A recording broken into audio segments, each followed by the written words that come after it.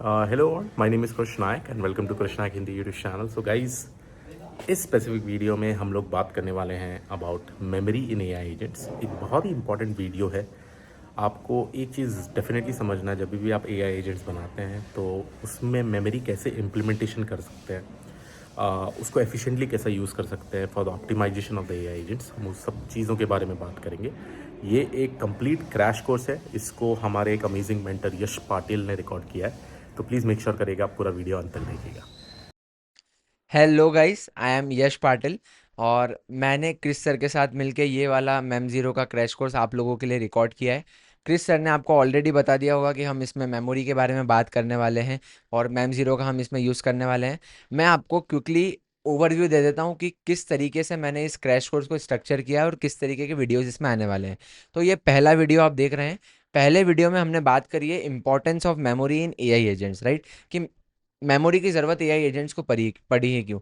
और ये वाला जो वीडियो है ये आपको हेल्प करेगा, ना कि सिर्फ समझने के लिए मैम ज़ीरो, ये आपको हेल्प करेगा लैंग मैम समझने के लिए, क्योंकि वो सारे एजेंटिक मेमोरी पे ही बेस्ड है, राइट। तो एक बार आप समझ लेंगे ना कि क्या प्रॉब्लम है और किस लिए हम उस चीज़ को यूज़ करते हैं, तो आप ये सारे फ्रेमवर्क्स भी जल्दी यूज़ कर पाएंगे और समझ पाएंगे। जैसे कि लैंग ग्राफ में भी हम मेमोरी यूज़ करते हैं, तो वो भी आपको अच्छे से समझ में आ जाएगी। तो ये पहला वीडियो आपकी फंडामेंटल अंडरस्टैंडिंग के लिए बहुत काम का है। फिर दूसरे वीडियो में हमने क्या बात करी है, हमने क्विक स्टार्ट एग्जाम्पल को प्रॉपरली बिल्ड किया है और ना कि सिर्फ डायरेक्टली बिल्ड किया है, मैंने उसको थोड़ा सा कस्टमाइज किया है। क्या कस्टमाइज किया है, वहाँ पे जो एलएलएम था वो उन्होंने ओपन एआई का यूज़ किया था, एम्बेडिंग जो थी उन्होंने ओपन एआई की यूज़ करी थी, बट वहाँ पे हमने उसको ग्रॉक का एलएलएम यूज़ किया है और जो एम्बेडिंग है वो हमने गूगल की यूज़ करी है, क्या, ताकि मेजोरिटी ऑफ ऑडियंस को हम टारगेट कर पाए और किसी को भी पेड एपीआई लेने की ज़रूरत ना पड़े। कोई चाहे तो यूज़ कर सकता है, बट मैंने उसको वहाँ पे डेमोन्स्ट्रेट करके प्रॉपरली बताया है। फिर उसके बाद में तीसरे वीडियो में मैंने प्रॉपरली बात करी है कि मैम ज़ीरो काम कैसे करता है। मेमोरी आप ऐड करते हो तो एग्जैक्टली क्या चीज़ें होती है, स्कोपिंग क्या होती है, किस तरीके से सेशन आईडी स्टोर होती है, शॉर्ट टर्म मेमोरी क्या होती है, इन कंटेक्स्ट मेमोरी क्या होती है, लॉन्ग टर्म मेमोरी क्या होती है, सारी चीज़ें की बात हमने तीसरे वीडियो में करी है। मैंने वहाँ पे ये बताया कि मेमोरी ड्राइव करते हैं तो जो मैम ज़ीरो का मेमोरी इंजन है वो किस तरीके से काम करता है, क्या उसका फ्लो होता है। हमने ये भी कंपेयर किया है कि मैम ज़ीरो का जो एक प्लेटफॉर्म वाला वेरिएंट आता है, जो कि पेड वेरिएंट आता है, वो और जो मैम ज़ीरो का हमारा ओपन सोर्स का वर्जन है जो हमने यहाँ पे यूज़ किया है, उसमें उसमें क्या डिफरेंस है और किसको कब यूज़ करना चाहिए।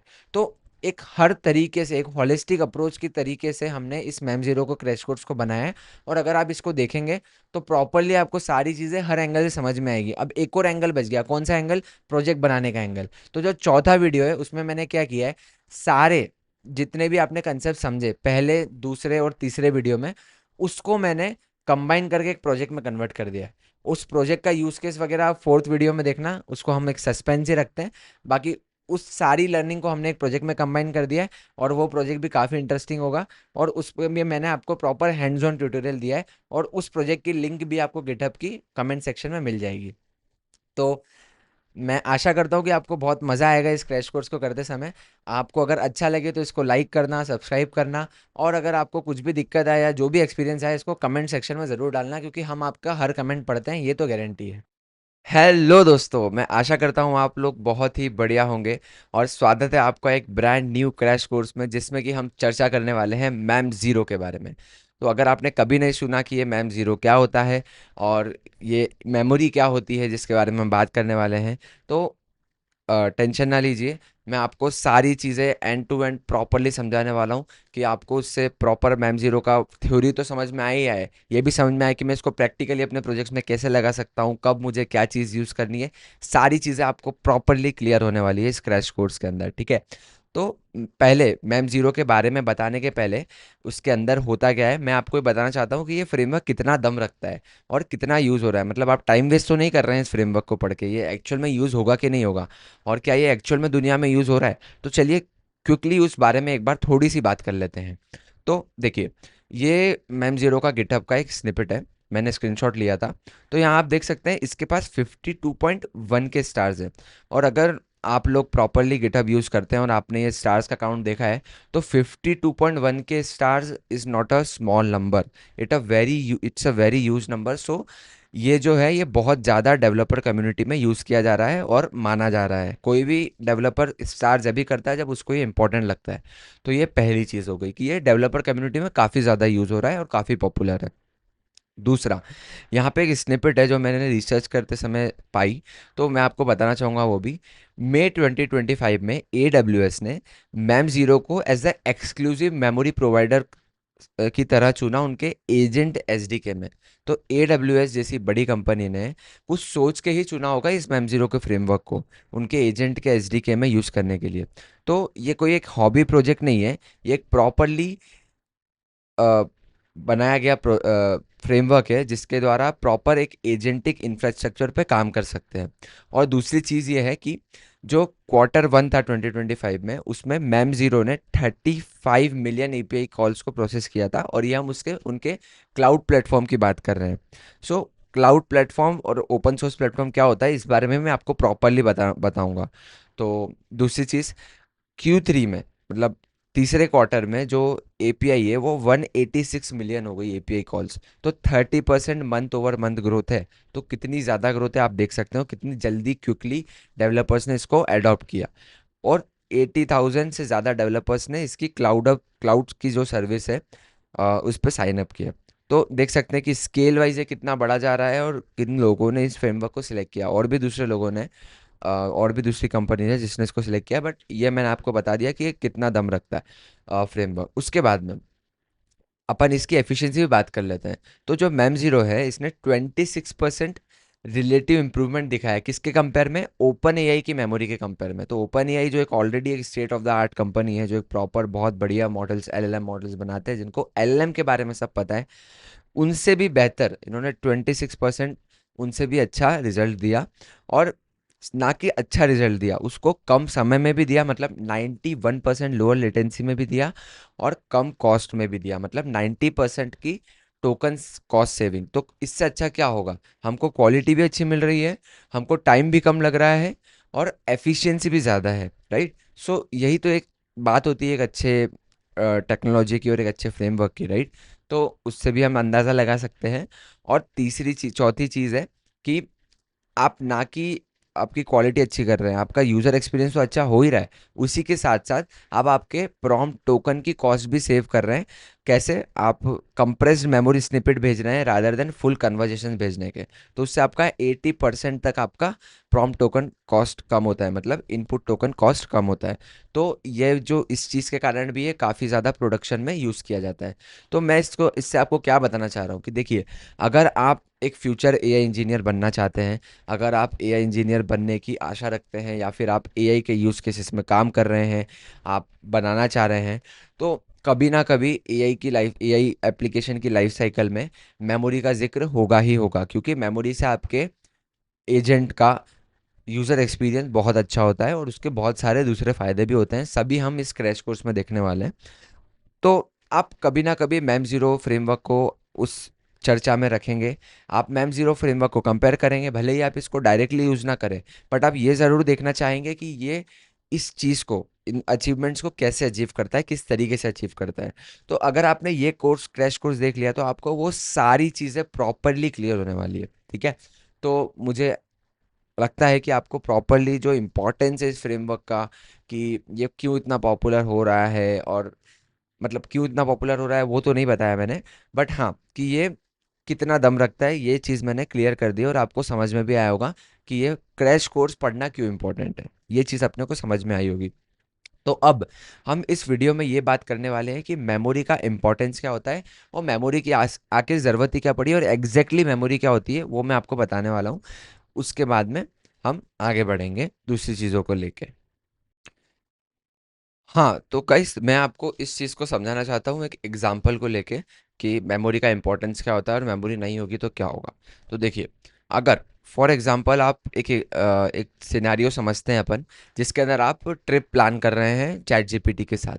तो आपने क्या किया, आपने पहले दिन प्रॉपरली एक अच्छा 200 लाइन का प्रॉम्प्ट लिखा, और आपने उसको सारा चीज़ बताया कि ओके, मैं इतने दिन के लिए जा रहा हूँ, मेरे साथ इतने लोग हैं, मेरी प्रेफरेंस ये है, मैं यहाँ यहाँ पे जाने का सोच रहा हूँ, यहाँ यहाँ पे मुझे जाना अच्छा नहीं लगता है, मुझे बीचेस पसंद है, मुझे माउंटेन्स पसंद नहीं है, मुझे सिर्फ इंडिया के अंदर जाना है, मेरा बजट ये है, और मुझे ये चीज़ें पसंद है, राइट। आपने अब ये क्या किया, आपने पहले दिन में इसको सब बता दिया, मतलब आपने क्या किया, प्रॉपर एक प्रॉब्लम स्टेटमेंट या फिर आपका कॉम्प्लेक्स क्वेरी थी वो दी, और आपने क्या किया, उसको एलएलएम को दे दिया, एलएलएम मतलब चैट जीपीटी को दे दिया, और उसके बाद में आपको एक गुड एडवाइस और यूजफुल रिस्पॉन्स मिल गया उस दिन। बट अब ट्रिप पे तो 2 महीने बाद जाना होगा, 1 महीने बाद जाना होगा, तो मैं ऐसा अज्यूम करके चल रहा हूँ कि आप जब से प्लानिंग कर रहे हैं, तो अब 2 महीने बाद जाना है, तो ऑब्वियसली आप पहले दिन उसको पूरा तय नहीं करेंगे। हो सकता है आप दूसरे दिन, हो सकता है आप तीसरे दिन आप आए और वापस से बात करना चाहें। अब इमेजिन कीजिए वहाँ पे कुछ है ही नहीं, आप चैट जीपीटी में जो प्रीवियस कन्वर्जन उसका ऑप्शन है ही नहीं। आप वापस चैट जीपीटी इंटरफेस पे जाएंगे, आप वापस से इनपुट देंगे कि ओके, हमने जो उस बारे में पहले बात करी थी वो, मतलब आप रिफ़र भी नहीं करेंगे, आप सीधे बोलेंगे कि मैं ऐसा सोच रहा हूँ, ये वाली चीज़ें हैं इस ट्रिप से रिलेटेड। तो क्या आपको क्या लगता है कि ये एलएलएम जो है, जो दूसरे दिन आप पूछेंगे, मतलब चैट जीपीटी जो दूसरे दिन अगर आप पूछेंगे, तो क्या वो अच्छा रिस्पॉन्स दे पाएगा बिना मेमोरी के? नहीं, राइट। क्यों नहीं दे पाएगा? क्योंकि अभी इस वाले कॉल में उस ट्रिप के बारे में कोई इन्फॉर्मेशन ही नहीं है। वो इन्फॉर्मेशन कहीं खो गई, ये वाली जो इन्फॉर्मेशन आपने दी थी पहले दिन में, ये इन्फॉर्मेशन कहीं खो गई, क्योंकि हमने इसको स्टोर ही नहीं किया। आप बोलेंगे स्टोर ही नहीं किया, चैट जीपीटी में तो स्टोर होता है, मैं पूछता हूँ तो वो बताता है। क्यों? क्योंकि वहाँ पे मेमोरी को ध्यान में रखा गया है, और वहाँ पे थ्रेडिंग का यूज़ करा जाता है चैट्स को प्रॉपरली ऑर्गेनाइज करने के लिए। वहाँ पे प्रॉपर चैट होता है, बट मैं बोल रहा हूँ अगर वो फीचर ना हो तो क्या होगा, तो आपको हर बार जब भी आप बात करेंगे, तो आपको हर बार ये कॉम्प्लेक्स क्वेरी के साथ में स्टार्ट करना पड़ेगा। तो अगर आप बिना कंटेक्स्ट के, बिना उस 200 लाइन के प्रॉम्प्ट के, अगर आप दूसरे दिन आएंगे और आप इनपुट देंगे उसको डायरेक्ट कि ओके, मैं 3 दिन नहीं, मैं 5 दिन जाने की सोच रहा हूँ, तो आपको 5 दिन के साथ में ये भी बताना पड़ेगा कि हमने पिछले दिन क्या बात करी थी। यानी कि अगर आप उस कॉम्प्लेक्स क्वेरी को वापस से दोहराएंगे, अगर आप उस गुड एडवाइस जो भी इसका रिस्पांस दिया गया था, जो भी आपने बातें करी थी बाद में, वो उसको प्लस अब ये इनपुट के साथ में देंगे। मतलब मैं यहाँ पे क्या बोल रहा हूँ, मैं यहाँ पे ये बोल रहा हूँ कि मैंने क्या किया, मैंने जो मेरा कॉम्प्लेक्स क्वेरी थी यहाँ पे, जो कि मेरा पूरा ट्रिप का प्लान था, जो मैंने मेरे दिमाग में था, मेरा प्रेफरेंस था कि मेरे को बीच पे जाना पसंद है, मुझे 3 दिन के लिए जाना है, मुझे इस जगह पे जाना है, मुझे इंडिया के अंदर जाना है, और ये मेरा बजट है, ये सारी चीज़ें प्लस जो भी उस दिन की चैट जीपीटी की एडवाइस थी, जो भी मैंने क्रॉस क्वेश्चन उस दिन पूछे, वो चीज़ें प्लस आज का इनपुट कि मेरे को अब 3 दिन के लिए नहीं जाना है, मेरे को 6 दिन के लिए जाना है, मेरे को 7 दिन के लिए जाना है, तो मेरे को प्लान अपडेट करके दो। क्या अब ये प्रॉपरली एलएलएम रिस्पॉन्स कर पाएगा? यस, कर पाएगा। क्यों? क्योंकि अब इसके पास पूरा प्रॉपर कंटेक्स्ट है, राइट। सो यही होता है। तो ये क्यों हो रहा है, ऐसा क्यों हो रहा है, हमको बार बार ये चीज़ें क्यों करनी पड़ रही? क्योंकि हर एक एलएलएम कॉल जो होता है वो होता है स्टेटलेस। स्टेटलेस मतलब क्या होता है कि किसी भी दो कॉल्स के बीच में, पिछले कॉल और नए कॉल के बीच में स्टेट का कोई स्टोरेज नहीं होता है। मतलब कि जो पिछला कॉल होगा और जो अगला कॉल होगा उस एलएलएम का, उसके जो अगला कॉल होगा उसके अंदर कोई पिछले कॉल की इंफॉर्मेशन नहीं रहेगी, बिल्कुल भी नहीं रहेगी। मतलब इसको आप ऐसे समझिए कि आप एक दोस्त से बात कर रहे हैं, आपने आज उस दोस्त से बात करी और आपने कल उस दोस्त से बात करी, तो अगर आपका जो दोस्त है वो स्टेटलेस है, तो वो दोस्त आपको बिल्कुल, उस दोस्त को कुछ आइडिया ही नहीं है कि ओके, मैंने इससे कल क्या बात करी थी और ये कौन है। वो बिल्कुल आपको उसी तरीके से देखेगा कि ये नया ही आदमी है। तो दोस्त आपका स्टेटलेस है, बट जो फ्रेंड्स होते हैं, जो भी ह्यूमंस होते हैं, वो स्टेटफुल होते हैं। मतलब जो प्रीवियस कन्वर्जेशंस होती है, जो भी प्रीवियस उनके साथ बात करी जाती है, उनको उसके बारे में कुछ पता होता है, तो वो होता है स्टेटफुल। बट यहाँ पे जो एलएलएम्स होते हैं वो होते हैं स्टेटलेस। और इसी कमी को पूरा करने के लिए, इसी प्रॉपर एक गंदे यूज़र एक्सपीरियंस को बचाने के लिए, कि प्रॉपर यूज़र्स को बार बार ये चीज़ ना बताना पड़े, और हमारी एलएलएम एप्लीकेशंस को और ज़्यादा इफेक्टिव बनाने के लिए हमको मेमोरी की ज़रूरत पड़ती है। तो अब आपके दिमाग में ये आएगा कि ओके, तो फिर ऐसे ही करते हैं, हम क्या करेंगे, हर बार जब भी हम बात करेंगे तो पिछला रिस्पॉन्स डालते जाएंगे। प्रॉब्लम क्या है?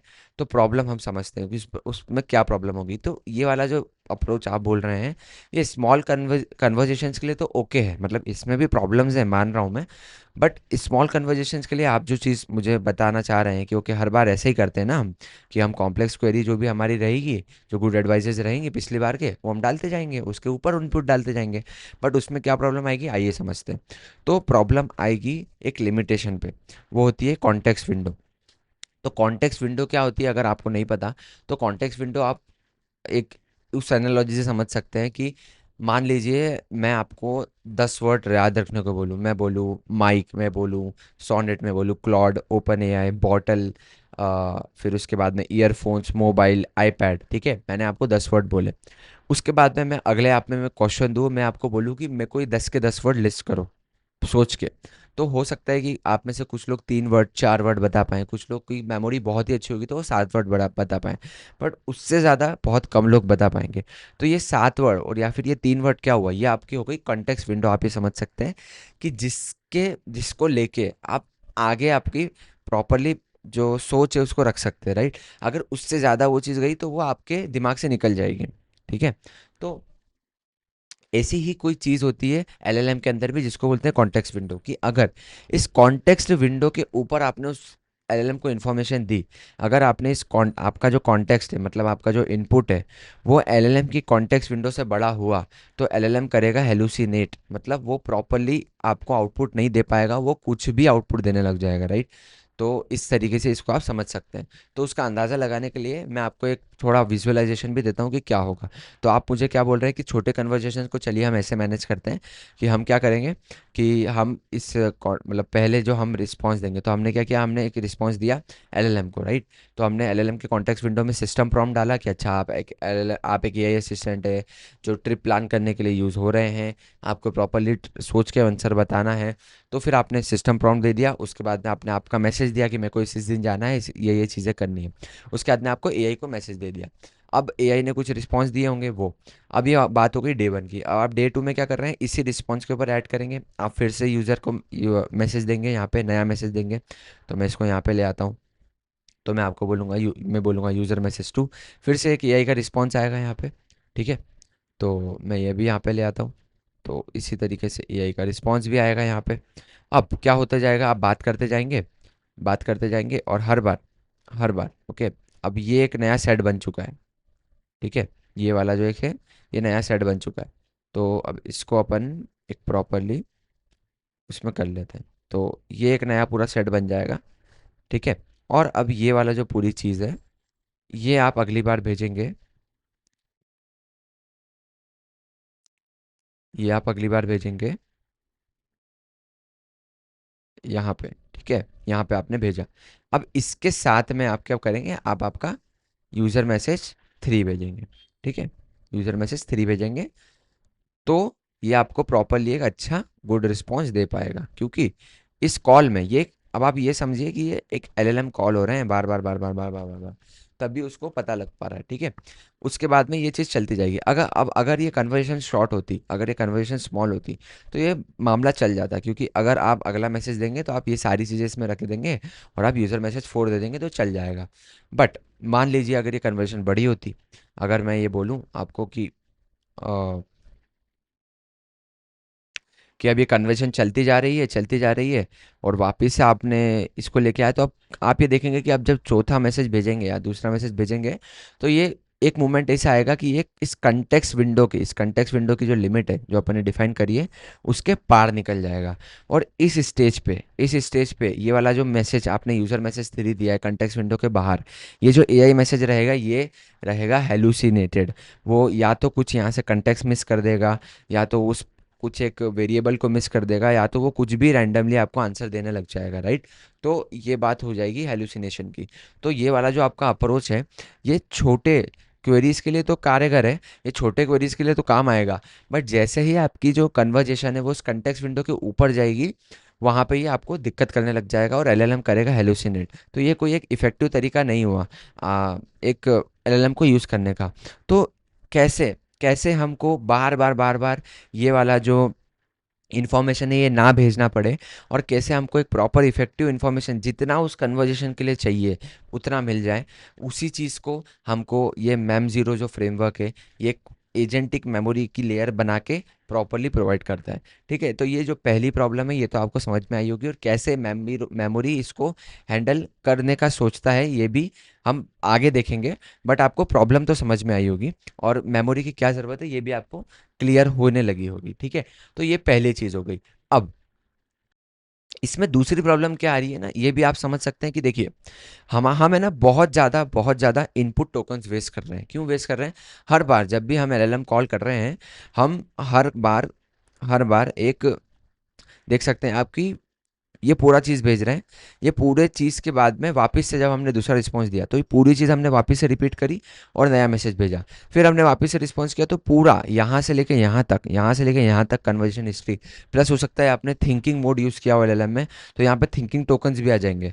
तो वो thinking tokens plus system prompt plus पिछला मैसेज प्लस नया वाला मैसेज, सारी चीज़ें जा रही है बार बार बार बार। और इमेजिन कीजिए कि ये कन्वर्जेशन चल गई 15 बार ही इटरेशन हो गया, तो हर बार कितना ज़्यादा ओवरहेड क्रिएट हो रहा है इनपुट टोकन के बीच, इनपुट टोकन्स का, और कितने ज़्यादा इनपुट टोकन्स वेस्ट हो रहे हैं।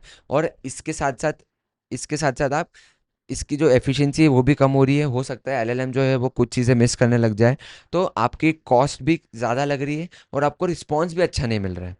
तो इसीलिए जो आपकी एलएलएम की एप्लीकेशन है वो बहुत ही लेस इफेक्टिव हो गई है। ठीक है, तो ये जो दो प्रॉब्लम है ये हम सॉल्व करेंगे, और ये बहुत ही इंपॉर्टेंट प्रॉब्लम है गाइस, क्योंकि जब भी आप प्रोडक्शन में एजेंट्स को यूज़ करेंगे तो आप ये नहीं चाहेंगे कि हम इसको शॉर्ट कन्वर्सेशंस के लिए यूज़ करें। आप तो ये चाहेंगे कि यूज़र जो है वो 1 साल बाद भी अगर आके हमारी एप्लीकेशन से पूछे तो उसको याद रहे, क्योंकि वही तो एआई का फ़ायदा है। अगर एक ह्यूमन को और एआई को कंपेयर करा जाए तो एआई को सब याद रहता है, आप ऐसा सोचना चाहेंगे। तो वो सब याद कैसे रहे, यही हम इस मेमोरी के क्रैश कोर्स में प्रॉपरली सीखने वाले हैं कि कैसे मैम ज़ीरो इसी चीज़ को अचीव करता है, कि कैसे इसको प्रॉपरली इफेक्टिवली अचीव कर पाता है, और कैसे आप इसको आपकी एप्लीकेशंस में अप्लाई कर सकते हैं। ठीक है, तो ये चीज़ आपको मेरे हिसाब से समझ में आई होगी कि एलएलएम जो होते हैं, एलएलएम कॉल जो होते हैं वो स्टेटलेस होते हैं, इसके कारण आपको बार बार ये चीज़ें करनी पड़ती है, और ये चीज़ें क्या क्या प्रॉब्लम्स क्रिएट करती है इन द लॉन्गर टर्म, ये आपको समझ में आई होगी। और कैसे हम कॉस्ट को भी वेस्ट कर रहे हैं, इनपुट टोकन्स को भी वेस्ट कर रहे हैं। अब मैं आपको ये बताना चाहूँगा कि जो मेमोरी होती है ना, जैसे इंसानों के अंदर भी मेमोरी होती है। एक होती है शॉर्ट टर्म मेमोरी की, मतलब मान लो आप एक काम के बारे में काम, मतलब आप अभी एक काम कर रहे हैं या फिर आप एक वीडियो देख रहे हैं ये वाला, तो मैंने अभी जो 10 मिनट पहले बात करी होगी वो आपको याद होगी। ठीक है, बट अगर मैं आपको, आपने मान लो ये वीडियो पूरा देख लिया जो कि मान लो 2 घंटे का है, अब मैं आपको ये 10 दिन बाद पूछूंगा कि ओके इस वीडियो में से क्या क्या याद है, तो आपको कुछ ही चीज़ें होगी वो जो याद होगी, राइट? कुछ जो इंपॉर्टेंट चीज़ें जो आपके लिए इंपॉर्टेंट होगी वो याद होगी। तो जो आपको अभी काम करते हुए, इस प्रोजेक्ट को देखते हुए, इस क्रैश कोर्स को देखते हुए याद है पिछले 10 मिनट का, वो हो गई आपकी शॉर्ट टर्म मेमोरी जो आपको शॉर्ट टर्म में याद है। और जो आपको 10 दिन बाद आपने मैंने आपसे क्वेश्चन पूछा कि इस कोर्स में से आपको क्या क्या याद है, तो उस समय जो आपको याद होगा ना वो आपकी होगी लॉन्ग टर्म मेमोरी, राइट? और जो लॉन्ग टर्म मेमोरी में हम क्या चीज़ें रखते हैं, हमारा दिमाग इतना स्मार्ट है कि वो सारी चीज़ें नहीं रखेगा उस मेमोरी के अंदर, वो सिर्फ वही चीज़ें रखेगा जो आपके लिए इंपॉर्टेंट है। वो उस चीज़ को रिफाइन कर देगा। हमारे दिमाग में वो इनेट मैकेनिज्म है कि शॉर्ट टर्म से लॉन्ग टर्म मेमोरी में कैसे कन्वर्ट करते हैं। तो यही चीज़ हमारी एजेंटिक मेमोरी में भी होती है। एजेंट्स आर वेरी सिमिलर, मतलब जो एजेंट्स होते हैं वो बहुत सिमिलर होते हैं ह्यूमंस के दिमाग के जैसे, राइट? उसी तरीके से हम उसको भी सोच सकते हैं। तो हमारे एजेंट्स की मेमोरी की लेयर में भी दो तरीके की मेमोरी होती है, एक होती है शॉर्ट टर्म मेमोरी और एक होती है लॉन्ग टर्म मेमोरी।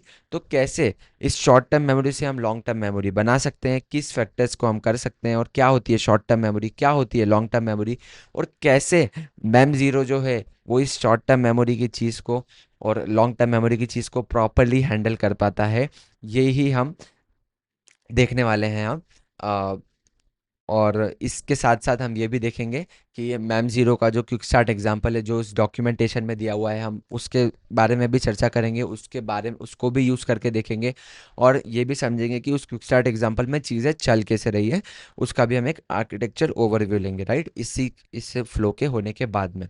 तो मुझे आशा है कि आपको इम्पोर्टेंस ऑफ मेमोरी प्रॉपरली समझ में आई होगी कि मेमोरी की ज़रूरत क्या है और क्या प्रॉब्लम्स आती है अगर मेमोरी को हम यूज़ ना करें, और हम एक जो प्रॉपर जो एक नूब तरीका है, मैं क्या बोल दूं कि मेमोरी मतलब स्टेटलेस प्रॉब्लम को सॉल्व करने का, वो तो उसमें क्या प्रॉब्लम्स आती है और क्या आपको चीज़ें फेस होगी।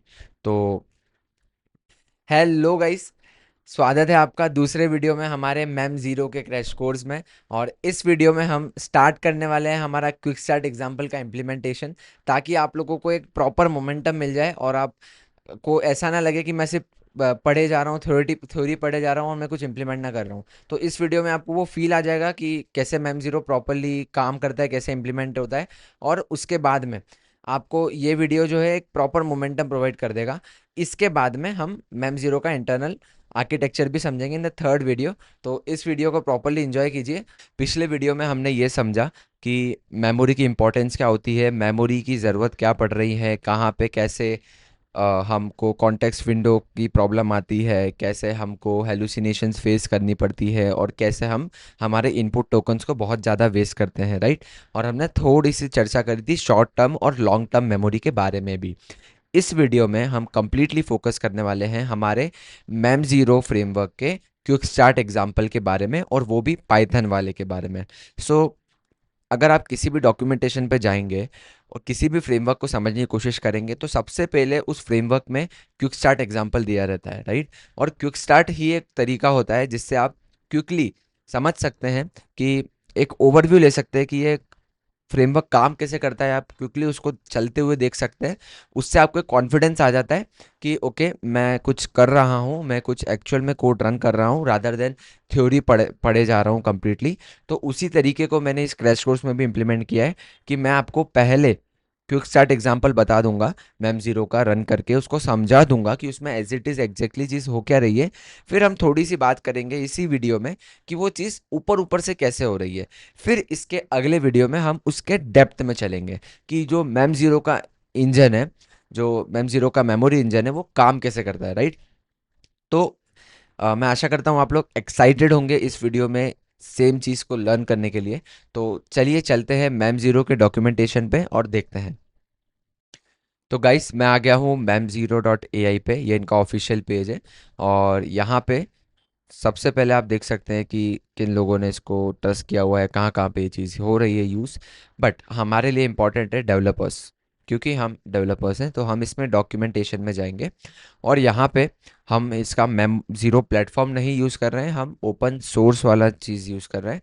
क्या डिफरेंस है मैम ज़ीरो प्लेटफॉर्म में, क्या डिफरेंस है ओपन सोर्स में, सब हम देखेंगे, सारी चीज़ों के बारे में चर्चा करेंगे। आपको प्रॉपरली क्लियर होगा कि मैम ज़ीरो प्लेटफॉर्म का क्या फ़ायदा है, ओपन सोर्स का क्या फ़ायदा है, कब किस चीज़ को यूज़ करना है। बट इस वीडियो में हम हमारा मेन फोकस है कि हमको क्विकली स्टार्ट करना है। मैम ज़ीरो का इंटीग्रेशन कैसे करते हैं, मैम ज़ीरो काम कैसे करता है, वो समझने के लिए क्विकली हमको एक क्विक स्टार्ट एग्जाम को इम्प्लीमेंट करके देखना है। तो चलिए चलते हैं अपन मैम ज़ीरो के ओपन सोर्स के अंदर। हियर आप देख सकते हैं कि इन्होंने ओवरव्यू दिया हुआ है, जो कि मैं आपको बता सकता हूँ। मतलब मैं आपको ओवरव्यू तो दे ही चुका हूँ, बट हमारा मेन इंपॉर्टेंस है पाइथन के एस डी के क्विक स्टार्ट में। तो इनका जो पाइथन का सॉफ्टवेयर डेवलपमेंट किट है, उसका हम क्विक स्टार्ट एग्जाम्पल देखने वाले हैं। अब गाइस, इसके अंदर क्या चीज़ है, इन्होंने जो पाइथन का क्विक स्टार्ट एग्जाम्पल यूज़ किया है एसडीके का, इन्होंने इसके अंदर ओपन एआई का एपीआई की यूज़ किया है, दोनों चीज़ों के लिए, एलएलएम के लिए भी और एम्बेडिंग के लिए भी।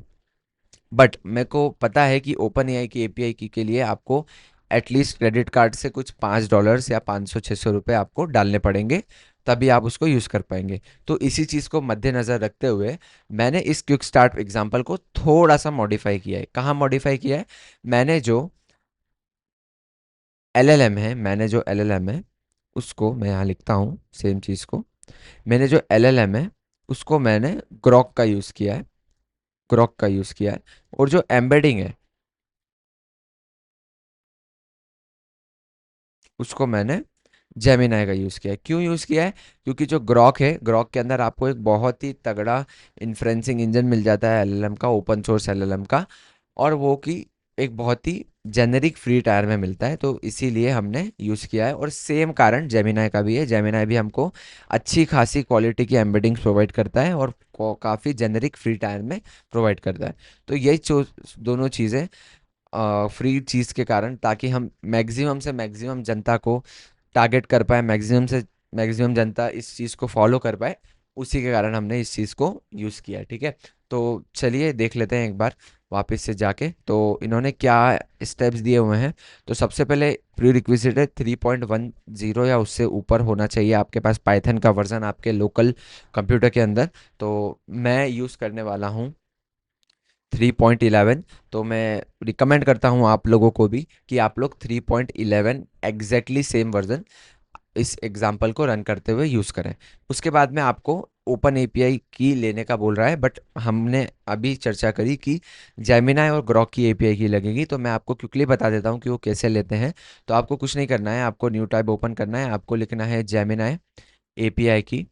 तो ये जेमिनाई की एपीआई की आपको यहाँ पे लिंक मिल जाएगी, गेट योर जेमिनाई एपीआई की पे आपको जाना है। यहाँ पे आपको हल्का सा स्क्रॉल करोगे तो आपको गेट एन एपीआई की का ऑप्शन मिल जाएगा, और यहाँ पे आपको क्रिएट एपीआई की का ऑप्शन पे जाके आपको कुछ नहीं, यहाँ पे नाम लिखना है आपकी की का, और यहाँ पे प्रोजेक्ट सिलेक्ट करना है। और आप जैसे ही क्रिएट की पे क्लिक करेंगे तो आपको की मिल जाएगी, और उसको उस की को आपको प्रॉपरली एक सेव जगह में कॉपी करके पेस्ट कर देना है। पहली चीज़ ये हो गई। अब हम ग्रॉक की बात कर लेते हैं। तो ग्रॉक के लिए आपको जाना है grok.com पे। यहाँ पे आपको क्लिक करना है स्टार्ट बिल्डिंग पे। अब स्टार्ट बिल्डिंग पे क्लिक करने के बाद में आपको यहाँ पे, अगर मैं जैसे जूम आउट करूँ तो मेरे को ये दिख जाएगा। अगर आपको ऐसा दिख रहा है तो भी ठीक है, ऐसा दिख रहा है तो भी ठीक है। आपको इस पर क्लिक करना है और यहाँ पे एपीआई की पे क्लिक करना है। अब एपीआई की पे क्लिक करने के बाद में आपको एक नई एपीआई की बनानी है, और यहाँ पे आप उस एपीआई की का नाम दे दीजिएगा, और यहाँ पे आप उसको एक एक्सपायरेशन दे दीजिएगा, जो भी आपको ज़रूरत हो, नहीं भी देंगे तो भी चलेगा। उसके बाद में आप उसको सबमिट कर देना, आपको एपीआई की मिल जाएगी। उसको कॉपी करिए और पेस्ट करके रख लीजिए, क्योंकि आगे जब हम हैंड्स ऑन करेंगे इस क्विक स्टार्ट एग्जाम्पल का तो आपको ये बहुत काम आने वाली है। ठीक है, तो ये दो चीज़ें करने के बाद में हम वापस चलते हैं हमारी कोड आईडी की तरफ, और हम स्टार्ट करते हैं हमारे क्विक स्टार्ट एग्जाम्पल को इम्प्लीमेंट करना। तो क्विक स्टार्ट एग्जाम्पल को इम्प्लीमेंट करने के लिए हम एक नया फोल्डर बनाएंगे, हम उसका नाम देंगे नोटबुक, और हम इस क्विक स्टार्ट एग्जाम्पल को उस नोटबुक फोल्डर के अंदर एक IPYNB फाइल बना के उसके अंदर रन करने वाले हैं। तो मैं एक फोल्डर बना लेता हूँ, इसमें मैं लिख देता हूँ experiments डॉट IPYNB फाइल। अब एक्सपेरिमेंट्स डॉट IPYNB फाइल नहीं देंगे, IPYNB फाइल यहाँ पे नहीं रहेंगे, यहाँ पे सिर्फ एक्सपेरिमेंट्स रखेंगे। इसके अंदर मैं एक नई फाइल बनाऊंगा, मैं इसको लिखूंगा वापस से एक्सपेरिमेंट .IPYNB फाइल। ओके, अब ऐसा करते हैं, इसका नाम जो एक्सपेरिमेंट से मैं इसको नोटबुक रख देता हूँ, वो ज़्यादा सेंस बनाता है। ठीक है, नोटबुक। अब इस नोटबुक के अंदर हमारे पास एक नोटबुक है जिसमें मैं दे रहा हूँ experiment.IPYNB फाइल। आप आपके हिसाब से जो नाम रखना हो वो रख सकते हैं। ठीक है, अब वापस हम डॉक्यूमेंटेशन पे चलते हैं। अब यहाँ पे इन्होंने क्या चीज़ बोला है कि आपको एक्सपोर्ट करना है और आपको पिप इंस्टॉल करना है, बट हम पिप नहीं यूज़ करेंगे, हम यूवी यूज़ करेंगे इस चीज़ को इंस्टॉल करने के लिए, क्योंकि यूवी ही आजकल इंडस्ट्री में यूज होता है और वो बहुत ही ज़्यादा फास्ट है पिप के कंपैरिजन में, राइट। तो मैं अब आपको थोड़ी सी कस्टमाइज एग्जांपल देता हूँ। तो जैसे कि इन्होंने बोला है कि हमको इंस्टॉल करना है, तो हम भी यहाँ पे एक जो भी रिक्वायर्ड हमारे पैकेजेस है वो हम इंस्टॉल कर देते हैं। तो सबसे पहले हम हमारा वर्चुअल एनवायरनमेंट क्रिएट करेंगे। तो मैं खोलूँगा टर्मिनल, और इस टर्मिनल के अंदर मैं क्या करूँगा, मैं सबसे पहले चेक करूँगा मेरे पास यूवी का वर्जन अवेलेबल है कि नहीं। तो अगर नहीं है तो आप, अगर मैक में है तो आप ब्रू का इस्तेमाल करके उसको इंस्टॉल कर सकते हैं, और आप इंस्टॉल कर सकते हैं डायरेक्टली। अगर आप विंडोज़ में हैं तो ब्राउज़र पे सर्च करके कि यूवी इंस्टॉल फॉर विंडोज़, तो आपको सारी कमांड्स मिल जाएगी। तो मेरे पास अभी यूवी यहाँ पे अवेलेबल है, तो सेम आपके पास भी अवेलेबल होना चाहिए। अब यहाँ पे मैं रन करूँगा, बोलूँगा यूवी को कि यूवी मेरे लिए एक वर्चुअल एनवायरनमेंट बनाओ जिसका नाम रहेगा VENV, और मैं यहाँ पे लिखूँगा कि मेरे को पाइथन का वर्जन चाहिए एज डिस्कस्ड 3.11। ओके, तो मुझे ये वाला पाइथन का वर्जन चाहिए, मैंने क्रिएट कर दिया, और आप देख सकते हैं हमारे पास एक वर्चुअल एनवायरनमेंट तैयार हो चुका है जिसका जिसके अंदर 3.11 का वर्जन रहेगा। अब वापस से हम क्या करेंगे, हम इसको क्लोज करेंगे, हम यहाँ पे हमारा कर्नल सिलेक्ट करेंगे, मैं पाइथन एनवायरनमेंट पे सिलेक्ट करूँगा, और मैं यही सेम एनवायरनमेंट यहाँ पे सिलेक्ट कर लूँगा। अब इसके बाद में हम कुछ इंपॉर्टेंट जो पैकेजेस है उसको इंस्टॉल करेंगे। तो उसको इंस्टॉल करने के लिए यहाँ पे मैं ये चीज़ रख रहा हूँ। तो अब मैं इसके बाद इसको रन कर दूंगा, तो ये बोलेगा मुझे इंस्टॉल करना, तो जी हाँ मुझे इंस्टॉल करना है।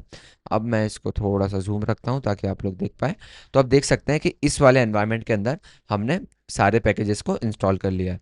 तो अब इसके बाद में जो नेक्स्ट स्टेप है वो हम क्या करेंगे कि हमारे जो नोटबुक का जो OS है उसके अंदर हम .env को लोड करेंगे। तो उसके लिए हम कुछ पैकेजेस है जिसको हमने इंपोर्ट कर लिया है, अब हम इस .env को लोड करेंगे ताकि हम हमारी env फाइल से कीज को ले पाए। बट आप बोलेंगे हमने env फाइल्स तो बनाई नहीं, बिल्कुल सही बात है, तो हम उसको बना लेते हैं। तो यहाँ पे मैं क्लिक करूँगा इसी के अंदर, और मैं चाहता हूँ कि इसके बाहर मैं जाऊँ और यहाँ पे मैं एक नई डॉट ई फाइल को बनाऊँ। अब इस डॉट ई फाइल के अंदर आपको क्या क्या वेरिएबल्स डालने हैं, तो सबसे पहले आपको आपकी ग्रॉक एपीआई की यहाँ पे डाल देनी है इक्वल्स टू करके, और यहाँ पे आपको सिमिलरली आपकी गूगल की एपीआई की भी डाल देनी है। ठीक है, अब यहाँ पे आप इसको इन्वर्टेड कॉमा डाल के मत डालना, आप बिना इन्वर्टेड कॉमा डाल के इसको पेस्ट करना। तो सेम मैं भी कर देता हूँ, और इस चीज़ को करने के बाद में हम वापस से इस दौरान चलते हैं। तो मैंने भी मेरी डॉट ई फाइल के अंदर दोनों कीज़ को डाल दिया है और उसकी वैल्यूज़ भी प्रोवाइड कर दी है। अब हम लोड डॉट ई कर लेते हैं। ये ट्रू दे रहा है, मतलब हमारी इस experiment dot I P Y N B के अंदर उस ए पी आई कीज़ की वैल्यू का एक्सेस है। ठीक है, अब हम क्या कर देंगे, हम सबसे पहले चेक करेंगे वेदर हमारे पास वो वाली ए पी आईज़ की अवेलेबल एक्चुअल में है कि नहीं। तो यहाँ पे कोई वैल्यू एरर नहीं आना चाहिए। अगर आ रही है तो आप प्लीज़ अभी तक जो भी हमने कोड किया है उसको चेक करिए और as it is same steps follow करिए। सेम मैं यहाँ पे गूगल के लिए भी करूँगा और चेक करूँगा। ठीक है, तो ये चीज़ हो गई है। अब हम बात कर लेते हैं मैम ज़ीरो के कॉन्फ़िगरेशन के बारे में। तो अगर आप यहाँ पे जाएंगे और यहाँ पे देखेंगे तो यहाँ पे इन्होंने दूसरे ही स्टेप में मेमोरी को इनिशियलाइज कर दिया है। बट हम क्या करने वाले हैं, हम थोड़ा सा अलग तरीका करने वाले हैं। क्यों करने वाले हैं? क्योंकि हमको एलएलएम को जेमिनाई का यूज़ करना है और एम्बेडिंग को जेमिनाई का यूज़ करना है और एलएलएम को ग्रॉक का यूज़ करना है। तो उस चीज़ को इसको बताने के लिए मैम ज़ीरो के अंदर एक चीज़ होती है जिसको बोलते हैं कॉन्फ़िग। क्योंकि ये एक ओपन सोर्स फ्रेमवर्क है, हम open source version of ma'am zero use कर रहे हैं, तो ऑब्वियसली हम जो इस मैम ज़ीरो का स्टैक है उसको कस्टमाइज़ कर सकते हैं। उसी चीज़ को यूज़ करने के लिए ये हमें एक कॉन्फ़िग का ऑप्शन देते हैं, इस कॉन्फ़िग का। तो अब इसी चीज़ को अच्छे से समझाने के लिए हम फ्लो में चलते हैं। तो मैं क्या बोल रहा हूँ इसी चीज़ को मैं आपको एक बार प्रॉपरली समझा देता हूँ। तो देखिए गाइस, अगर अगर आप डायरेक्टली जिस तरीके से उस क्विक स्टार्ट एग्जांपल में दिया गया है, अगर आप वैसे करेंगे कि डायरेक्टली आप एक इंस्टेंस क्रिएट करेंगे मैम ज़ीरो का, तो वो एक डिफ़ॉल्ट स्टैक में क्रिएट करेगा। मतलब कि वो ओपन एआई की एम्बेडिंग ले लेगा, वो ओपन एआई का एलएलएम मॉडल ले लेगा, और वो जो वेक्टर स्टोर लगेगी वो उनका जो डिफ़ॉल्ट है क्वाड्रेंट और मे बी दूसरा वाला, उस चीज़ को ले लेगा। बट हमें क्या करना है, हमें प्रॉपरली स्पेसिफाई करना है कि हमें ये वाला एलएलएम यूज़ करना है, ये वाला एम्बेडिंग यूज़ करना है। उसके लिए उन्होंने हमें कॉन्फ़िग का एक्सेस दे रखा है। तो उस कॉन्फ़िग कुछ नहीं है, कॉन्फ़िग एक बस एक जेसन ऑब्जेक्ट है जिसके अंदर आप सारी चीज़ें प्रॉपरली कॉन्फ़िगर करते हैं कि ठीक है, मैं आप क्लियरली बोलते हैं कि जो एलएलएम है वो मुझे ग्रॉक का यूज़ करना है, जो वेक्टर स्टोर है वो मुझे क्रोमा की यूज़ करना है, और जो एम्बेडिंग है वो मुझे जेमिनाई की यूज़ करना है। ठीक है, तो अब ये चीज़ को कैसे लिखते हैं, ये सेम चीज़ अगर हम डॉक्यूमेंटेशन में भी चलेंगे तो आप देख सकते हैं कि मैं क्या बोल रहा हूँ, वेक्टर स्टोर मुझे क्वाड्रेंट की चाहिए, और मुझे इसका कॉन्फ़िगरेशन ये रखना है कि वो लोकल होस्ट पे चलनी चाहिए, इस पोर्ट पे चलनी चाहिए। एलएलएम मुझे ओपन एआई का चाहिए। इसी तरीके से, तो सेम तरीके से हम भी लिखने वाले हैं। ठीक है, तो चलिए वापस से चलते हैं हमारे experiment dot I P Y N B पे, और यहाँ पे मैं वही चीज़ को रख देता हूँ। तो मैं क्या करूँगा, मैं लिखूँगा मैम ज़ीरो कन्फिग, और यहाँ पे मैं उसी जेसन को लेके यहाँ पे आपके सामने रख दूंगा। तो ये यहाँ पे आ चुकी है। तो अब यहाँ पे देखिए मैं क्या कर रहा हूँ, मैं बोल रहा हूँ मेरे को एलएलएम कौन सा चाहिए, मुझे ग्रॉक का एलएलएम चाहिए। उसके अंदर भी मुझे ये वाला मॉडल चाहिए, और एपीआई की आप इस एनवायरनमेंट में से ले लीजिएगा जो कि ग्रॉक एपीआई के नाम से लगी हुई है, और टेम्परेचर हमने ज़ीरो रखा है ताकि वो प्रॉपरली कुछ भी मन से मेमोरी क्रिएट ना करे, वो प्रॉपरली जो भी यूज़र ने कन्वर्जेशन में मेमोरी बताई है वो लिखे। उसके बाद में एम्बेडिंग, जो हमने एम्बेडिंग यूज़ करी है वो हमने जेमिनाई की यूज़ करी है, और हमने कॉन्फ़िगरेशन में बताया कि जेमिनाई की एम्बेडिंग का ये वाला पर्टिकुलर मॉडल यूज़ करिए, डायमेंशन को ये रखिए, और एपीआई की यहाँ से आपको मिल जाएगी। सिमिलरली वेक्टर स्टोर हम इस पर्टिकुलर एग्जांपल के लिए क्वाड्रेंट की यूज़ कर रहे हैं, पाथ हमने इसको बता दिया है, और एम्बेडिंग मॉडल की जो डायमेंशन है उसको सेम रखा है ताकि प्रॉपर एक फ्लो में चल पाए। अब हमने यहाँ पे कॉन्फ़िगरेशन तो डिफाइन कर दिया, बट कॉन्फ़िगरेशन डिफाइन करना is not the last step और नॉट द फाइनल स्टेप। हमने सिर्फ अभी डिफाइन किया है, हमने इसको क्रिएट नहीं किया। क्रिएट करने के लिए क्या यूज़ होता है, अगर आप वापस से क्विक स्टार्ट एग्जाम्पल में जाएंगे तो अब हम वापस से अब ये वाला स्टेप फॉलो करेंगे जो कि है इनिशियलाइज द मेमोरी। अब हम इनिशियलाइज करेंगे, लेकिन हम एक एम्प्टी वे में नहीं करेंगे, हम यहाँ पे कॉन्फ़िगरेशन ऑब्जेक्ट भी देंगे। तो मैं क्या बोलूँगा, मैं वापस से यहाँ पे जाऊँगा, मैं यहाँ पे बोलूँगा इंपोर्ट करो मेमोरी को मैम ज़ीरो से, और यहाँ पे उस क्लास का एक मैं ऑब्जेक्ट बनाऊंगा, बट उस क्लास के ऑब्जेक्ट को बनाने के लिए मैं कॉन्फ़िगरेशन प्रोवाइड करूंगा जो कि हमने यहाँ पे दिया हुआ है। अब मैं यहाँ पे इसको रन कर दूंगा, तो अब हमको एक मेमोरी का ऑब्जेक्ट मिलेगा। तो ये बोल रहा है मुझे कि can not import name gen AI from Google. तो हमने एक थोड़ा सा गलत पैकेज इंस्टॉल कर लिया है यहाँ पे, इसके कारण हमें ये इशू हुआ है। तो हम वापस से यहाँ पे जो पैकेज का नाम है वो सही कर देते हैं। तो मैं उस चीज़ को रिमूव करके यहाँ पे गूगल का जेन एआई का पैकेज यहाँ पे डाल दूंगा। और यहाँ पे मैं वापस से क्या करूँगा, मैं यहाँ पे रीस्टार्ट करूँगा मेरा कर्नल। रीस्टार्ट करने के बाद में मैं वापस से इस चीज़ को रन करूँगा। उसके बाद में मैं लोड करूँगा, load dot E N V. वापस से सारी चीज़ें हम चला के देखेंगे। सिमिलरली हमें यहाँ पे ग्रॉक को भी डालना होगा, तो मैं यहाँ पे ग्रॉक भी लिख देता हूँ। उसके बाद मैं दोबारा यहाँ पे इसको रीस्टार्ट करूँगा। रीस्टार्ट करने के बाद में मैं सारी चीज़ें वापस से रन करूँगा। और इस टाइम आप देख सकते हैं कि हमारे पास एक मेमोरी का जो मेम ज़ीरो के द्वारा क्लास है, इसका एक ऑब्जेक्ट बन के आ चुका है, जिसके अंदर जो हमने ये कॉन्फ़िगरेशन दिया है ये है। तो अब हमारे पास मेमोरी का ऑब्जेक्ट क्रिएटेड है। अब हम इसको मेमोरी के ऑपरेशंस परफॉर्म करने के लिए यूज़ कर सकते हैं। कैसे यूज़ कर सकते हैं, आइए हम देखते हैं क्विक स्टार्ट एग्जांपल में। तो आप देख सकते हैं कि इन्होंने बोला है कि आप ऐड मेमोरी कर सकते हैं और आप सर्च मेमोरी कर सकते हैं। तो चलिए इसको करके देखते हैं एज इट इज़ चीज़ को। तो मैं इस चीज़ को कॉपी करूँगा और यहाँ पे मैं पेस्ट कर दूंगा। अब जब मैं इसको रन करूँगा तो ये थोड़ा सा टाइम लेगा और आप देख सकते हैं कि इसने कुछ चीज़ें एक्सट्रैक्ट करी है। आइए इसको अच्छे से देखते हैं कि हो क्या रहा है। देखिए, हम बोल रहे हैं कि मैसेज जो है, हमने दो मैसेजेस भेजे हैं। यहाँ पे हमने एक मैसेजेस का अरे प्रिपेयर किया है, उसमें हम दो मैसेजेस भेज रहे हैं। हम भेज रहे हैं रोल, एज अ रोल भेज रहे हैं। पहला यूज़र, कि यूज़र ने क्या मैसेज दिया, यूज़र ने बोला कि hi, I am Alex and I love basketball and gaming. यहाँ पे उसने कुछ प्रेफरेंसेस बताई है उसकी। फिर उसके बाद में हमने असिस्टेंट्स का मैसेज दिया यहाँ पे, क्योंकि hey Alex I will remember your interest. फिर हमने क्या किया, ये जो मैसेज था, ये मैसेज हमने एक मेथड में पास किया, जो कि मैम ज़ीरो की ही मेथड है, जिसको ऐड बोलते हैं। तो एम डॉट ऐड, और उसमें हमने पास किया और हमने यहाँ पे एक स्कोप डिफाइन किया है एलेक्स। ओके, कि हम इस यूज़र के लिए हम एक मेमोरीज एक्सट्रैक्ट कराना चाहते हैं जो कि इस कन्वर्जेशन से आ रही है। फिर इस मैम ज़ीरो के जो एम वाला हमने ऑब्जेक्ट क्रिएट किया था, इस ऐड मेथड ने कुछ मेमोरीज क्रिएट करी। क्या मेमोरीज क्रिएट करी, देख सकते हैं आप। इसने जो मेमोरी क्रिएट करी, पहले की करी कि जो नेम है वो एलेक्स है, और किस इवेंट से ऐड हुआ है, ऐड जो इवेंट है, ऐड जो मेथड है उससे ऐड हुआ है। और इस पर्टिकुलर मेमोरी की एक आईडी भी है, जिससे फ्यूचर में आप इस मेमोरी को टारगेट कर पाएंगे। सिमिलरली इसने ये भी देखा कि ओके, एलेक्स को जो है वो बास्केटबॉल खेलना अच्छा लगता है और गेमिंग करना अच्छा लगता है। अब ये हुआ क्या है यहाँ पे, तो आप देख सकते हैं कि हमने क्या किया अभी। जैसे ही हमने यहाँ पे यूज़र आईडी का स्कोप किया ना, जैसे ही हमने यहाँ पे यूज़र आईडी का स्कोप किया, हमने एक नया यूज़र को क्रिएट कर दिया। यहाँ पे हमने बोला कि ओके, हमारे पास एक नया यूज़र है जिसका नाम है एलेक्स। ओके, जिसका नाम है एलेक्स।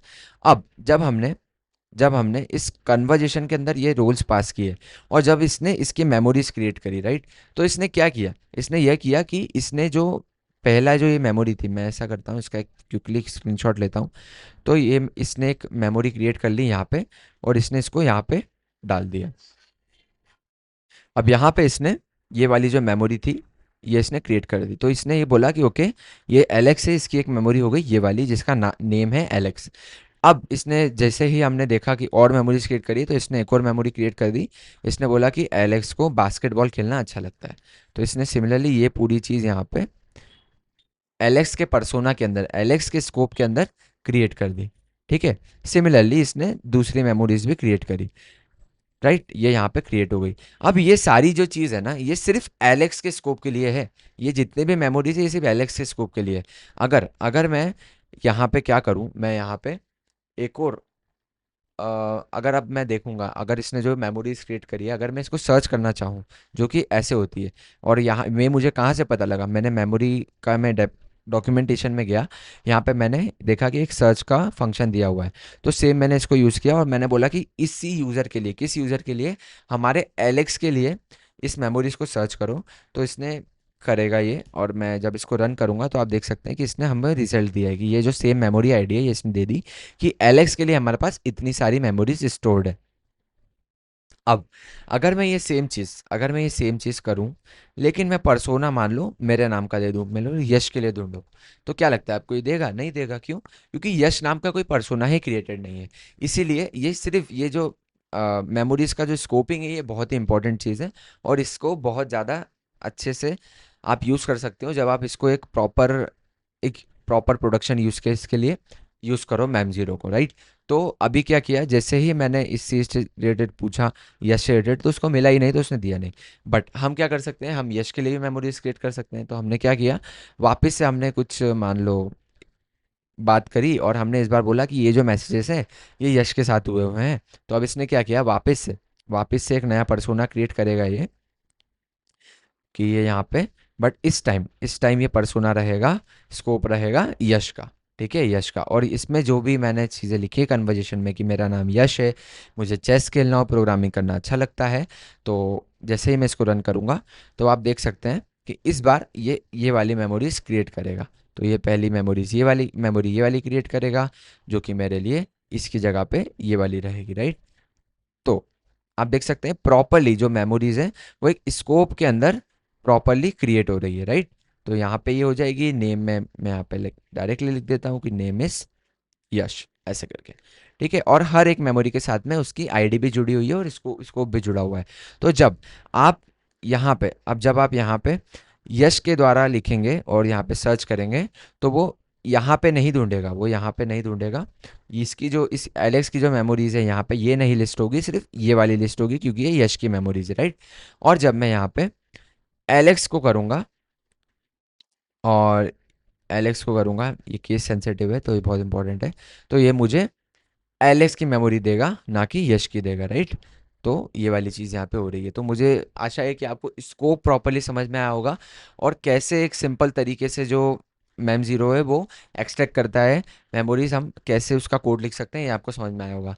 अब हम क्विकली बात कर लेते हैं कि ये चीज़ ऊपर से मतलब हो क्या रही है, कैसे हो रही है, और किस तरीके से मैम ज़ीरो इसको अचीव कर रहा है from an abstracted level, from an overview हम उसका ले लेते हैं। इसी के नेक्स्ट वीडियो में हम इसको इन डेप्थ समझेंगे कि किस तरीके से करा जा सकता है और क्या करा जा सकता है, और किस तरीके से मैम जीरो का मेमोरी इंजन है वो इस चीज़ को करता है।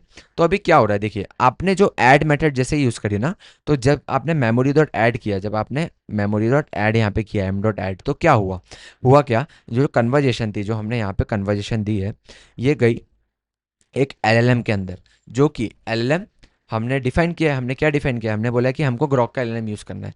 तो अभी एलएलएम के अंदर ये एलएलएम जो है ये प्रॉपरली मैम जीरो वालों ने ऑप्टिमाइज कर रखा है, इसका जो सिस्टम प्रॉम्प्ट है और जो भी दूसरी चीज़ें हैं, कि ये इसका एलएलएम का काम क्या है, इसका एलएलएम का काम है कि नई मेमोरीज को एक्सट्रैक्ट करना।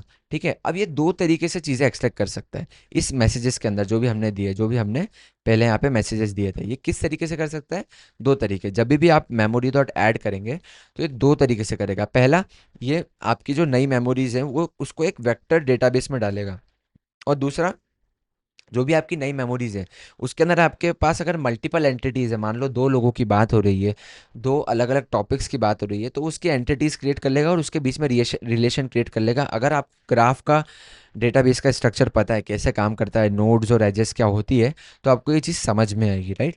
तो वो एक न्यू एंटिटीज क्रिएट कर लेगा, उसके बीच का रिलेशन क्रिएट कर लेगा, और वो उसको ग्राफ डेटाबेस में स्टोर कर देगा। और ये कैसे हो पा रहा है, एलएलएम जो है वो सारी एंटिटीज़ को, सारी जो नई मेमोरीज को, उसको एक्सट्रैक्ट करेगा, और यहाँ पे कुछ ऑपरेशन चलेंगे जिसके द्वारा मैम जीरो जो है वो अपने आप ऑटोमेटिकली इस जो एक्सट्रैक्टेड मेमोरीज है उसको एक वेक्टर डेटाबेस के अंदर और ग्राफ डेटाबेस के अंदर डाल देगा। अब यहाँ पे एक इंपॉर्टेंट चीज़ समझने की है कि आपको जो ग्राफ डेटाबेस है वो अलग से मैम जीरो के अंदर इनेबल करना पड़ता है, बट वेक्टर डेटाबेस है वो बाय डिफ़ॉल्ट इनेबल रहता है। तो हमने यहाँ पे क्या कोई ग्राफ डेटाबेस इनेबल किया? नहीं किया, राइट? तो क्या हुआ है यहाँ पे सिर्फ ये वाला फ्लो चला है अभी, कि एलएलएम ने मेमोरीज को एक्सट्रैक्ट किया। अब आप बोलेंगे मेमोरीज को कैसे एक्सट्रैक्ट करता है, किस बेसिस पे एक्सट्रैक्ट करता है, सब हम समझेंगे इन द नेक्स्ट वीडियो। सारी चीज़ें हम देखने वाले हैं, किस स्कोपिंग पे एक्सट्रैक्ट करता है, सारी चीज़ें, राइट? तो यहाँ पे ये हो रहा है वेक्टर डेटाबेस के अंदर। अब यहाँ पे आप दूसरी चीज़ें भी कर सकते हैं।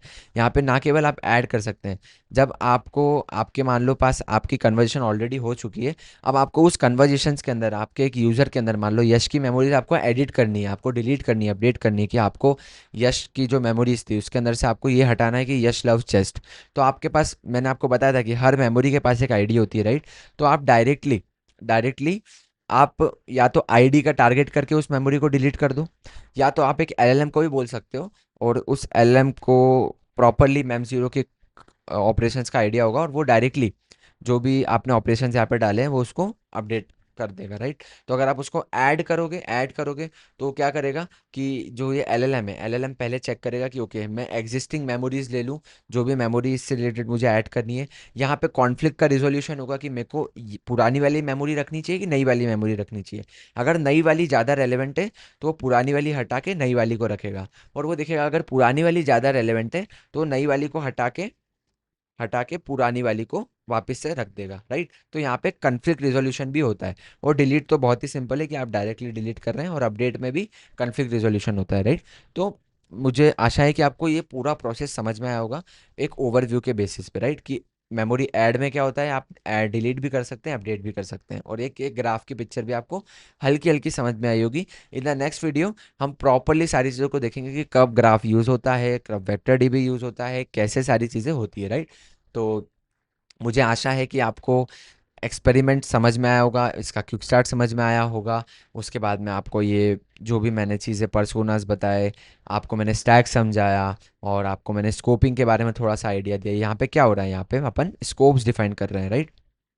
स्कोप्स डिफाइन कर रहे हैं ऑन द यूज़र लेवल। ये भी एक स्कोप हो गया और ये भी एक स्कोप हो गया, ठीक है? तो यहाँ पे हम ऐसे डिफाइन कर रहे हैं, और एक प्रॉपर एक छोटा सा ओवरव्यू आया होगा। और ये मैंने कहाँ से उठाया है? ये मैंने मैम जीरो से ही उठाया है। ये मैम जीरो का ही डायग्राम है, बहुत अच्छा डायग्राम है, इससे प्रॉपरली चीज़ें समझ में आती है। तो मैं आशा करता हूँ आपको सारी चीज़ें समझ में आई होगी।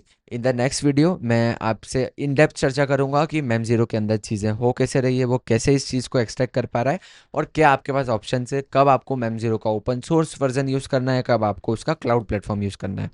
तो मैं मिलूंगा आपसे नेक्स्ट वीडियो में। तब तक के लिए take care, bye bye, keep learning, keep growing. Hello guys, मैं आशा करता हूँ आप लोग बहुत ही बढ़िया होंगे, और स्वागत है आपका तीसरे वीडियो हमारे मैम ज़ीरो के क्रैश कोर्स में।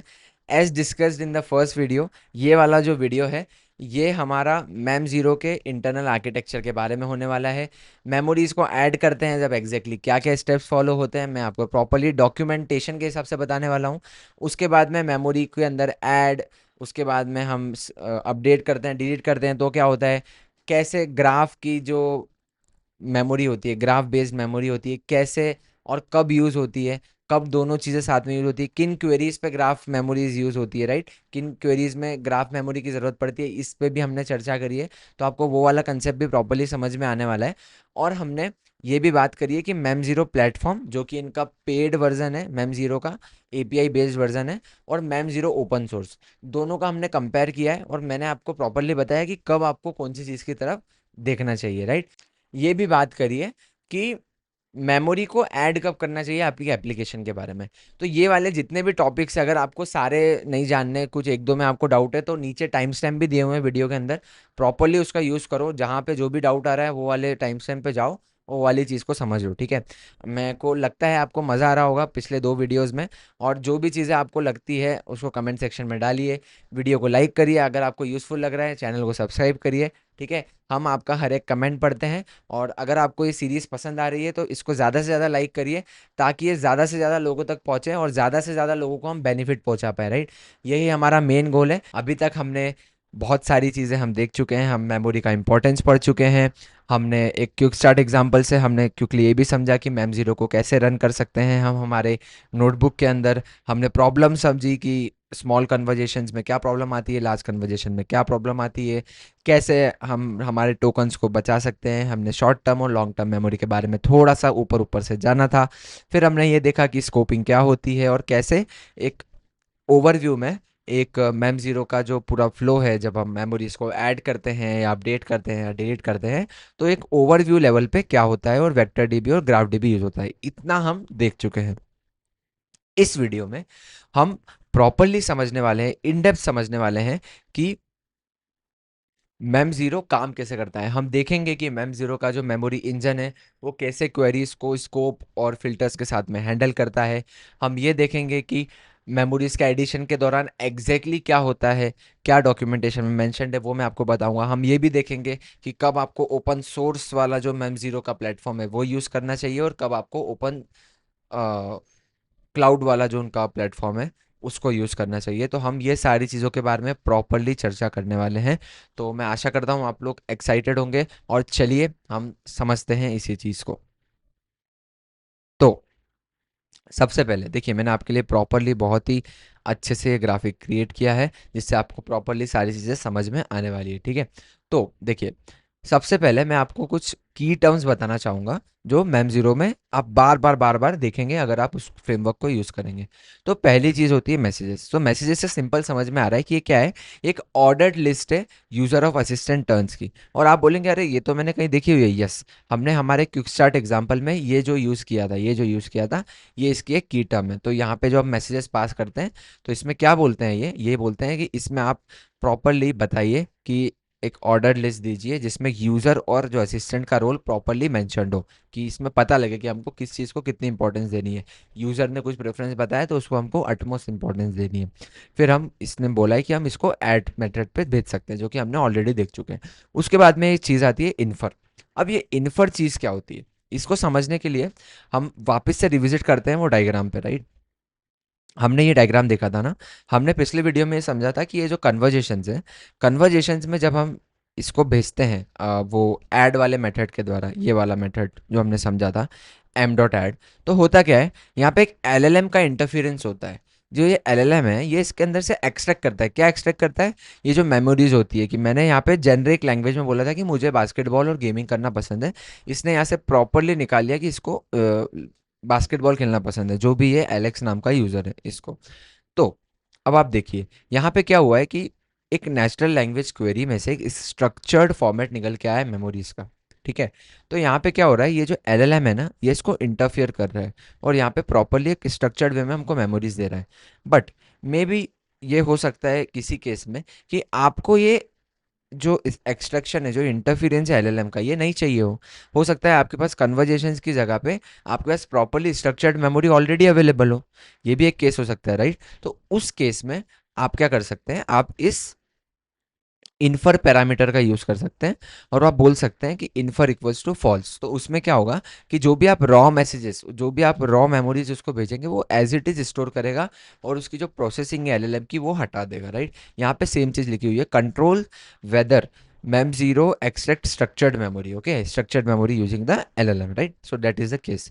तो इन्फर हम इसका यूज ये हो गया। अब मेटा डेटा, मेटा डेटा वही चीज हो जाती है कि आप मेमोरीज के साथ में मेटा डेटा को भी एसोसिएटेड कर सकते हैं और यहाँ पे आप ऑप्शनल फिल्टर्स भी दे सकते हैं कि हम मुझे जो मेमोरीज है उस ये वाली मेमोरीज जो है ये मूवी रिकमेंडेशन से रिलेटेड कैटेगरी में आती है। तो अब अगर आप देखेंगे हमारे एक्सपेरिमेंट डॉट IPYNB फाइल में, तो जब हमने मेमोरीज को सर्च किया था तो हमें ये ऑब्जेक्ट मिला था जिसमें हमें रिजल्ट में एक आईडी मिली, ये एक मेमोरी की एंट्री है, इसमें हमें एक आईडी मिली, मेमोरी का वैल्यू मिला और यहाँ पे हमें एक हैश मिला। फिर इसके बाद में हम आप ये देख सकते हैं कि हमें मेटा डेटा भी मिला, बट हमने कुछ मेटा डेटा डिफाइन ही नहीं किया था इसलिए नन था। बट हम मेटा डेटा को भी डिफाइन कर सकते हैं, मेटा डेटा के प्रेफरेंस को भी डिफाइन कर सकते हैं। और ये जो एलएलएम है जो यहाँ पे एक्सट्रैक्ट कर रहा है, ये मेटा डेटा को भी फिल करने के कैपेबल होता है। तो आप ये बता सकते हैं किसी भी मैनर में कि इस कन्वर्जेशन में मुझे ये 3 तरीके की मेमोरीज निकाल के देना, उसका मेटा डेटा ये रखना। तो ये एलएलएम फॉर श्योर आपको वो मेटा डेटा भी फिल करके देगा। तो देख सकते हैं आप मैम जीरो को कितना प्रॉपरली डिफाइन करके रखा है। और मेटा डेटा रखने का फ़ायदा क्या हुआ, आप और ज़्यादा फिल्टर और ज़्यादा प्रॉपरली एग्जैक्ट वे में, जिस तरीके से आपको चाहिए फ्लेक्सिबल वे में, जो मेमोरीज है उसको आप एक्सट्रैक्ट और यूज़ कर सकते हैं आपके प्रोजेक्ट्स के अंदर, राइट। सो उस चीज़ से मेटा डेटा से ये फ़ायदा होता है, ठीक है। अब यहाँ पे भी सेम चीज़ लिखी है कि ऑप्शनल फिल्टर्स आप दे सकते हैं जो कि रिट्रीवल के लिए बाद में काम आएगा।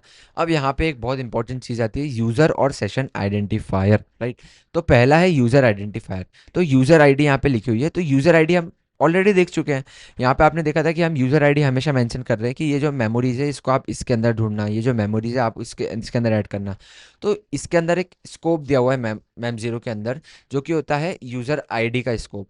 अब यूज़र आईडी का स्कोप से क्या होता है, जैसे कि आपने देखा यहाँ पे कि मेरे यश के अंदर जब मैंने मेमोरीज ऐड करी स्कोप का रख के, तो ओनली यश यश के एसोसिएटेड मेमोरीज स्टोर हो रही है। तो अब यहाँ पे मान लो मैं 100 कन्वर्जेशंस यश के साथ करूँगा, तो यश की 100 या फिर 50 में भी जितनी भी मेमोरीज एक्सट्रैक्ट हो रही है वो सब यहाँ पे स्कोर होगी। और कभी अगर मैं एलएस के लिए मेमोरी ढूंढ रहा रहूँगा, तो क्या ये जो 50 अदर मेमोरीज यहाँ स्टोर हुई है ये पास में आएगी? नहीं आएगी। क्यों? क्योंकि हमने स्कोप दे रखा है इन प्रॉपर मैनर, राइट। और यहीं पर बात आ जाती है लॉन्ग टर्म और शॉर्ट टर्म मेमोरी की। तो यहाँ पे क्या हो रहा है गाइस, यहाँ पे लॉन्ग टर्म मेमोरी एक स्टोर हो रही है यश की, और जब आप देखेंगे तो प्रॉपरली एक मेमोरीज जो है वो स्टोर हो जाएगी। और शॉर्ट टर्म मेमोरी क्या है, जो भी एक उस कंटेक्स्ट के अंदर, जो भी उस कन्वर्जेशन के अंदर प्रॉम्प्ट में डायनेमिकली स्टोर हो रही है, सिर्फ उसी कन्वर्जेशन से रिलेटेड बात हो रही है, राइट। तो ऐसा रहता है। तो उस कन्वर्जेशन में अगर हो सकता है कि दोनों की बात हो गई हो, एलेक्स और यश की, तो ऐसा पॉसिबल है कि उस कन्वर्जेशंस के लिए एक मेमोरी क्रिएट कर ली जाए, और उस कन्वर्जेशन के दौरान उस मेमोरी को रखा जाए, और जैसे ही कन्वर्जेशन एंड हुई उस मेमोरी को हटा दिया जाए। तो अब ये वाली चीज़ कैसे अचीव होती है? तो ये वाली चीज़ अचीव होती है एक और आइडेंटिफायर से, जिसको बोलते हैं हम सेशन आइडेंटिफायर। तो अब सेशन आइडेंटिफायर में क्या होता है, जब भी एक चैट चलती है, मान लो आपने मैसेज किया, असिस्टेंट ने मैसेज किया, आपने मैसेज किया, असिस्टेंट ने मैसेज किया, अब क्या हो रहा है, ये एक चैट चल रही है, राइट। तो ये चैट को भी एक आईडी दे दी जाएगी जिसका नाम होता है सेशन आईडी। अब ये ऑटोमेटिकली होता है मेमजीरो के द्वारा जब भी आप कन्वर्जेशन को स्टार्ट करते हैं। तो ये सेशन आईडी के अंदर एक शॉर्ट टर्म मेमोरी स्टोर होती है उसी कन्वर्जेशन से रिलेटेड उस चीज़ की। लेकिन उसी के अंदर जब भी आप बोलते हैं कि ये जो मैसेजेस है ये इस यूज़र के द्वारा किए गए हैं, या फिर ये जो कन्वर्जेशन है ये यूज़र के द्वारा हो रही है, तो एक लॉन्ग टर्म मेमोरी उस पर्टिकुलर कन्वर्जेशन में से एक्सट्रैक्ट होती जाती है, जो कि स्कोप करी जाती है यूज़र आईडी के अंदर। आई होप आपको ये चीज़ समझ आई होगी। और रन आईडी जो होती है, यहाँ पे ये एक और चीज़ लिखी है रन आईडी, तो वो भी सेशन आईडी के जैसी ही होती है, ठीक है। रन आईडी बोल सकते हैं, सेशन आईडी बोल सकते हैं, एक ही बात हो जाती है। तो आई होप आपको मैसेजेस समझ में आया होगा, इन्फर का क्या काम है वो समझ में आया होगा, मेटा डेटा कैसे क्या यूज़ होता है वो समझ में आया होगा, और ये आइडेंटिफायर्स जो मैम जीरो ने हमें ऑलरेडी दे रखे हैं ये समझ में आया होगा, इससे हम क्या अचीव कर सकते हैं ये भी समझ में आया होगा। अब आपने पिछले वीडियो में देखा था कि हम क्या कर रहे थे, हम ऐड कर रहे थे मेमोरीज को, राइट। यहाँ पे भी हमने देखा था यूजर डॉट ऐड मेमोरीज। तो अब उस दौरान होता क्या है ये भी एक बार अपन समझ लेते हैं कि वो क्या फ्लो प्रोसेस करता है मेम जीरो, और कैसे काम करता है। तो इस फ्लो में क्या होता है, देखिए सबसे पहले क्या होता है, जो इन्फॉर्मेशन है ना वो एक्सट्रैक्ट होती है। मतलब जो मेम जीरो है वो आपके जो मैसेजेस हैं उसको एक एलएलएम के द्वारा भेजता है, एलएलएम के अंदर भेजता है, और वो जो एलएलएम है वो उससे की फैक्ट, डिसीजन और प्रेफरेंसेस जो है वो निकालता है, उससे निकालता है, जिसको हम याद रख सकते हैं, राइट। सो ये वही स्टेप हो गई जो हमने देखी थी, राइट। यहाँ पे भी अगर आप देख सकते हैं कि कन्वर्जेशंस हमने जो मैसेजेस थे उसको एलएलएम को भेजा, अब एलएलएम ने एक्सट्रैक्ट कर लिया। एलएलएम ने क्या एक्सट्रैक्ट किया, एलएलएम ने फैक्ट्स, डिसीजन, प्रेफरेंसेस और जो भी अगर आप चीज़ बताना चाहें वो भी आप एक्सट्रैक्ट कर सकते हैं और रख सकते हैं उस स्कोप के अंदर जो हमने देखा। फिर यहाँ पे एक बहुत इंपॉर्टेंट चीज़ होती है जो कि मैम जीरो को एक बहुत अच्छा फ्रेमवर्क बना देती है। क्यों? क्योंकि देखिए आप प्रॉब्लम समझिए। अब क्या होगा, मान लो मैंने आज बोला कि मुझे बास्केटबॉल खेलना पसंद है।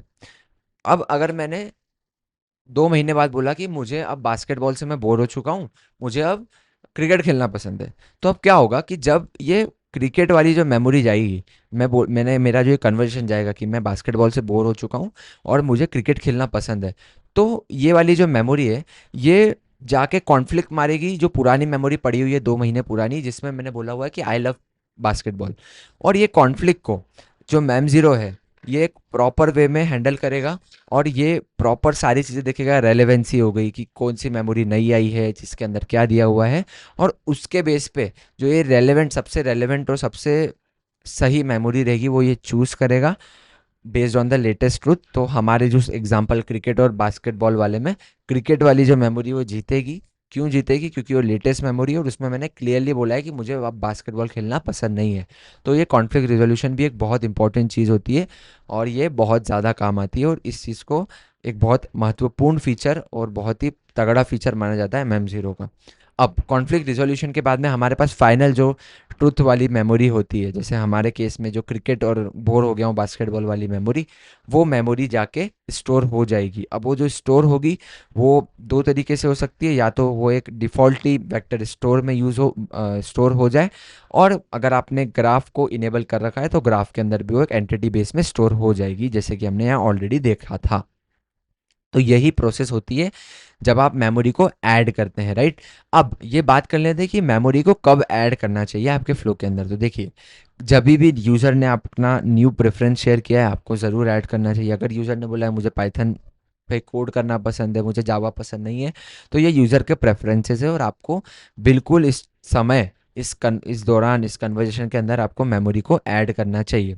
उसके बाद में जब कोई डिसीजन या सजेशन बनाया गया हो, जब उसको ऐड करना चाहिए। जब कुछ गोल या टास्क जो है वो कंप्लीट हुआ गया हो, उस दौरान उस चीज़ को ऐड करना चाहिए। जब भी कुछ नई एंटिटी इंट्रोड्यूस करी गई है, मान लो आप ट्रिप के बारे में बात कर रहे थे और एकदम से जो यूज़र ने बोला कि मुझे अभी सिक्किम जाना है, तो सिक्किम एक नई एंटिटी हो गई, तो उस सिक्किम से रिलेटेड जो भी इन्फॉर्मेशन है उसको एज अ मेमोरी ज़रूर स्टोर करना चाहिए। उसके बाद में यूज़र ने कुछ फीडबैक या क्लैरिफिकेशन दिया है, उसको भी आपको स्टोर करना चाहिए। तो आपको ये भी समझ में आया कि कब आपको मेमोरी को ऐड करने का सोचना चाहिए, किस तरीके से मेमोरी ऐड होता है, और क्या क्या की टर्म्स हैं मैम ज़ीरो के अंदर। तो ये सारी चीज़ें समझने के बाद में आप बहुत ज़्यादा कैपेबल हो चुके हैं इस चीज़ को समझने के कि कब कब आपका जो वेक्टर डीबी है वो एक्टिवेटेड होता है किन टाइप की क्वेरी में, कब आपका ग्राफ डीबी और वेक्टर डीबी बहुत एक्टिवेट होता है। तो चलिए हम इस चीज़ को अब समझ लेते हैं। तो देखिए, जब हमने ये वाली कन्वर्जेशन देखी जिसमें सिर्फ और सिर्फ एलेक्स के बारे में बात हो रही थी, तो हमने सिंपली क्या करा, हमने मैसेजेस प्रिपेयर करें और उसको ऐड मेथड के अंदर मैसेजेस का यूज़ करके भेज दिया, और हमने स्कोप दे दिया था कि ये जो है ये एलेक्स के द्वारा कन्वर्जेशन करी गई है, तो एलेक्स के स्कोप के अंदर इसको कृपया स्टोर करिएगा, राइट। तो ये चीज़ इस टाइप की क्वेरी सिर्फ और सिर्फ वेक्टर डीबी के अंदर जाती है और वेक्टर डीबी में स्टोर हो जाती है, और जब भी आपको इसको यूज़ करना हो तो वेक्टर डीबी में से रिट्रीवल हो जाता है। लेकिन कुछ क्वेरीज होती है जिसमें मल्टीपल एंटिटीज इन्वॉल्व होती है, राइट। जैसे कि यहाँ पे एक क्वेरी है। अब यहाँ पे मैं क्या बोल रहा हूँ कि यश जो है, यश मिला मयंक से, और यहाँ पे यश जो मयंक जो दोनों थे वो एक एआई समिट 2026 में मौजूद थे, ठीक है।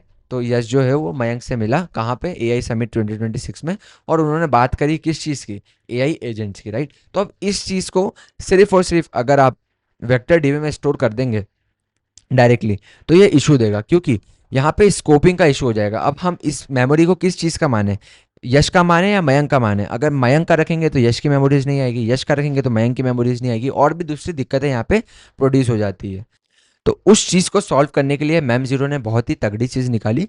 उसने क्या किया, उसने बोला कि हम क्या करते हैं, हम दोनों चीज़ों का इस्तेमाल करेंगे। मल्टीपल एंटिटीज़ वाली क्वेरीज को हैंडल करने के लिए हम ग्राफ डीबी का इस्तेमाल करेंगे, और उसके अंदर हम वेक्टर डीबी को भी यूज़ करेंगे। कैसे, आइए समझते हैं। तो जब ये वाली क्वेरी आपने समझी जिसमें यश जो है वो मयंक से मिला, और उसने वो दोनों कहाँ मिले, एआई समिट में मिले 2026 में जो हुई थी, और उन्होंने एआई एजेंट्स के बारे में बात करी। तो अब इसको हम जो मैम जीरो है वो इस तरीके से स्टोर करेगा। देखिए, इसने क्या किया, यहाँ पे एक ग्राफ का रिलेशन और एंटिटी बनाई। यहाँ पे इसने एक ग्राफ की एंटिटी बनाई यश नाम की, उसको उसने एक रिलेशन क्रिएट किया कि यश और मयंक जो है, यश जो है वो मयंक से मिला कहाँ पे, एआई समिट में। यहाँ पे 2026 लिखना मैं भूल गया हूँ, तो यहाँ पे मैं लिख देता हूँ 2026। तो एआई समिट 2026 में ये मिले। अब जो ये है, अब आप देख सकते हैं कि हर एक एंटिटी के पास उसका एक वेक्टर स्टोर भी स्टोर्ड है। अब मयंक की जो वेक्टर स्टोर वाला जो स्कोप होगा, यहाँ पे वेक्टर स्टोर के अंदर भी स्कोप होगा, तो इस स्कोप के अंदर वेक्टर स्टोर के अंदर भी इंफॉर्मेशन स्टोर्ड है कि ये जो मयंक था ये एआई समिट में मौजूद था और इसने डिस्कस किया है एआई एजेंट्स के बारे में, राइट। सिमिलरली यश के बारे में भी सेम चीज़ स्टोर हुई है वेक्टर स्टोर के अंदर। तो अब आप देख सकते हैं जब भी क्वेरी होगी तो हमारे पास अब प्रॉपरली सारी इन्फॉर्मेशन प्रेजेंट है, यश के लिए भी प्रेजेंट है, हमारे पास रिलेशन भी प्रेजेंट है, और हमारे पास उनकी इंडिविजुअल इन्फॉर्मेशन भी प्रेजेंट है। तो अब कोई अगर ऐसा क्वेश्चन पूछेगा कि यश 2026 में एआई समिट में गया था, तो मेमोरीज जो है उससे आराम से बता सकते हैं कि यश गया था, राइट। और मयंक के लिए भी वो चीज़ वैलिड है। और अगर यश और मयंक दोनों की साथ की क्वेरी हुई तो जब ग्राफ डेटाबेस बहुत ज़्यादा काम आएगा, राइट। तो इस तरीके से ये डिसाइड होता है कि कब वेक्टर डेटाबेस यूज़ होगा, कब ग्राफ डेटाबेस यूज़ होगा, और मेरे हिसाब से आपको ये प्रॉपरली सारी चीज़ें क्लियरली समझ में आई होगी, राइट। तो अब ये भी चीज़ क्लियर हो गई कि ग्राफ डेटाबेस कब यूज़ होता है, वेक्टर डेटाबेस कब यूज़ होता है, राइट। अब यहाँ पे आप सोच रहे होंगे कि मुझे इन डेप्थ समझना है कि ये हो कैसे रहा है, कैसे क्या काम कर रहा है, और क्वेरी करते समय एग्जैक्टली क्या होता है। तो मैम जीरो के पास होता है मेमोरी का इंजन, जिसको मैं बोलूंगा मैम जीरो का मेमोरी इंजन, राइट। तो अब इसको क्विकली समझ लेते हैं। तो अब होता क्या है गाइस, देखिए, जब भी हमने हमारे एग्जाम्पल में देखा था, हमारे एक्सपेरिमेंट में देखा था, जब भी हम सर्च कर रहे थे तो हमको प्रॉपरली रिजल्ट ला के दे रहा था। अब ये चीज़ कैसे होती है, सर्च से लेके पूरा रिट्रीवल तक कैसे होता है, इसका जो काम होता है वो मेन काम होता है मेमोरी इंजन का। अब होता क्या है, देखिए, सबसे पहले जो ये क्वेरी है, क्वेरी और स्कोप, जैसे कि इस केस में जो स्कोप है वो क्या है, वो यूज़र आईडी यश है, मतलब यश जो है वो स्कोप हो गया, और क्वेरी ये हो गई। ये क्वेरी प्लस स्कोप का कॉम्बिनेशन जाता है मेमोरी इंजन के पास। अब मेमोरी इंजन सबसे पहले ये चेक करता है कि वो सेशन वैलिडेट करता है कि ये प्रॉपरली एक सेशन में है कि नहीं, और इससे रिलेटेड कोई सेशन हुआ था कि नहीं। उसके बाद में वो चेक करता है इंपॉर्टेंट फिल्टर्स, जैसे यहाँ पे स्कोप हो गया, और भी दूसरे आपने अगर फिल्टर्स दे रखे हैं मेटा डेटा की हेल्प से, वो उस चीज़ को देखता है, राइट। उसके बाद में वो रिजॉल्व करने के बाद में वो दो जगह पे क्वेरी मारता है। वो ग्राफ सर्च में यूज़ करता है, ग्राफ सर्च करता है कि ये इससे रिलेटेड, यश से रिलेटेड कोई एंटिटी प्रेजेंट है क्या, कितने रिलेशन से, कहाँ से है, कैसे क्या दूसरे एंटिटीज से ये जो यश की जो एंटिटी है related in the graph search. Similarly वो जो क्वेरी, सिमिलरली वो वेक्टर डीबी के पाथ में भी जाता है। अब वो कैसे जाता है, अब ग्राफ सर्च जो है वो तो डायरेक्टली चल जाएगी, राइट। लेकिन जो एम्बेडिंग वाली जो चीज़, मतलब जो वेक्टर वाली जो चीज़ है, उसके लिए आपको पहले क्वेरी को एम्बेड करना पड़ेगा, तभी आप वेक्टर डेटाबेस में क्वेरी कर पाएंगे। तो आप क्या करते हैं, मेमोरी इंजन क्या करता है, उसको एम्बेड करता है, उसको एम्बेड करता है किस चीज़ को, जो आपने क्वेरी दी थी। तो एम्बेड करने के बाद में वो वेक्टर डेटाबेस के अंदर उस चीज़ को सर्च करता है और वहाँ से रिट्राइव करता है। तो अब जब ग्राफ डेटाबेस का भी रिजल्ट अपने पास आ गया, ठीक है, और वेक्टर डेटाबेस का भी रिजल्ट अपने पास आ गया, अब वेक्टर डेटाबेस है वो तो एम्बेडिंग के फॉर्म में ही रिजल्ट देगा, लेकिन अपने को तो टेक्स्ट चाहिए। तो टेक्स्ट कहाँ से आता है, तो एम्बेडिंग के साथ में मेटा डेटा में टेक्स्ट भी जुड़ा हुआ रहता है। तो जब आप एम्बेड करते हैं, जब ये वाला स्टेप होता है, कौन सा वाला स्टेप, जब नई मेमोरी क्रिएट होती है वेक्टर डेटाबेस के अंदर, तो ये जो मैम जीरो है ये इतना स्मार्ट रहता है कि एम्बेडिंग क्रिएट करते समय वो एम्बेडिंग के मेटा डेटा में उस एम्बेडिंग जिस टेक्स्ट से बनी है उसको भी वो स्टोर कर देता है, राइट। सो वो चीज़ होती है। तो अब यहाँ पे एम्बेडिंग के साथ में वो टेक्स्ट बाहर आ जाता है। तो अब क्या होता है, ये जो मेमोरी इंजन है, ये ग्राफ के जो भी सर्च आया है, ग्राफ का भी जो भी सर्च का रिजल्ट आया है, और वेक्टर डीबी का भी जो भी सर्च का रिजल्ट आया है, जो टेक्स्ट आया है, उन दोनों को प्रॉपर मर्ज करके आपको आउटपुट देता है। तो हमारे जो एग्जाम्पल था उसमें सिर्फ और सिर्फ वेक्टर डीबी वाला एग्जाम्पल यूज हुआ है, तो उसमें आप देख सकते हैं कि ये वाली चीज़ें रिजल्ट सामने आया। तो मैम जीरो ने क्या किया, मैम जीरो के मेमोरी इंजन ने प्रॉपरली एक आईडी दे दी मेमोरी को, इवेंट भी रिकॉर्ड किया, और प्रॉपरली हमको एक रिजल्ट दे दिया, राइट। तो आप देख सकते हैं कि इस तरीके से इस मैनर में मैम जीरो का मेमोरी इंजन काम करता है, राइट। तो मुझे आशा है कि आपको समझ में आया होगा कि मैम जीरो का मेमोरी इंजन काम कैसे करता है, एग्जैक्टली सर्च के समय होता क्या है, एग्जैक्टली ऐड के समय होता क्या है, और कब आपको जो वेक्टर डेटाबेस वाली साइड आपको चलती हुई दिखेगी मैम जीरो की, और किस क्वेरीज में आपको दोनों का सहायता लेनी पड़ेगी, राइट। तो ये चीज़ क्लियर होने के बाद में आपको काफ़ी ज़्यादा फंडामेंटल नॉलेज तो आ गई है कि मैम जीरो एग्जैक्टली है क्या और कैसे क्या काम करता है।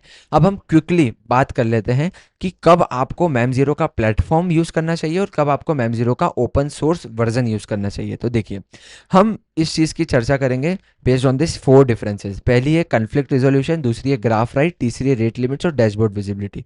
तो कन्फ्लिक्ट रिजोल्यूशन जो है वो मैम जीरो और मैम जीरो ओपन सोर्स दोनों में अपने आप होते हैं, बट इस दौरान मैम जीरो प्लेटफॉर्म जो इनका पेड प्लेटफॉर्म है, उस दौरान आपको कन्फ्लिक्ट्स की प्रॉपरली एक डैशबोर्ड विजिबिलिटी मिलती है कि देखिए यहाँ पे ये कन्फ्लिक्ट हुआ था और मैम जीरो ने इसको प्रॉपरली यहाँ पे रिजॉल्व किया है। बट ओपन सोर्स में क्या होता है, आपको वो जो भी कन्फ्लिक्ट्स होते हैं वो लोकली हैंडल होते हैं, तो आपको स्टोरेज वगैरह कंट्रोल खुद करनी पड़ती है और आपको प्रॉपरली विजिबिलिटी उतनी मिलती नहीं है।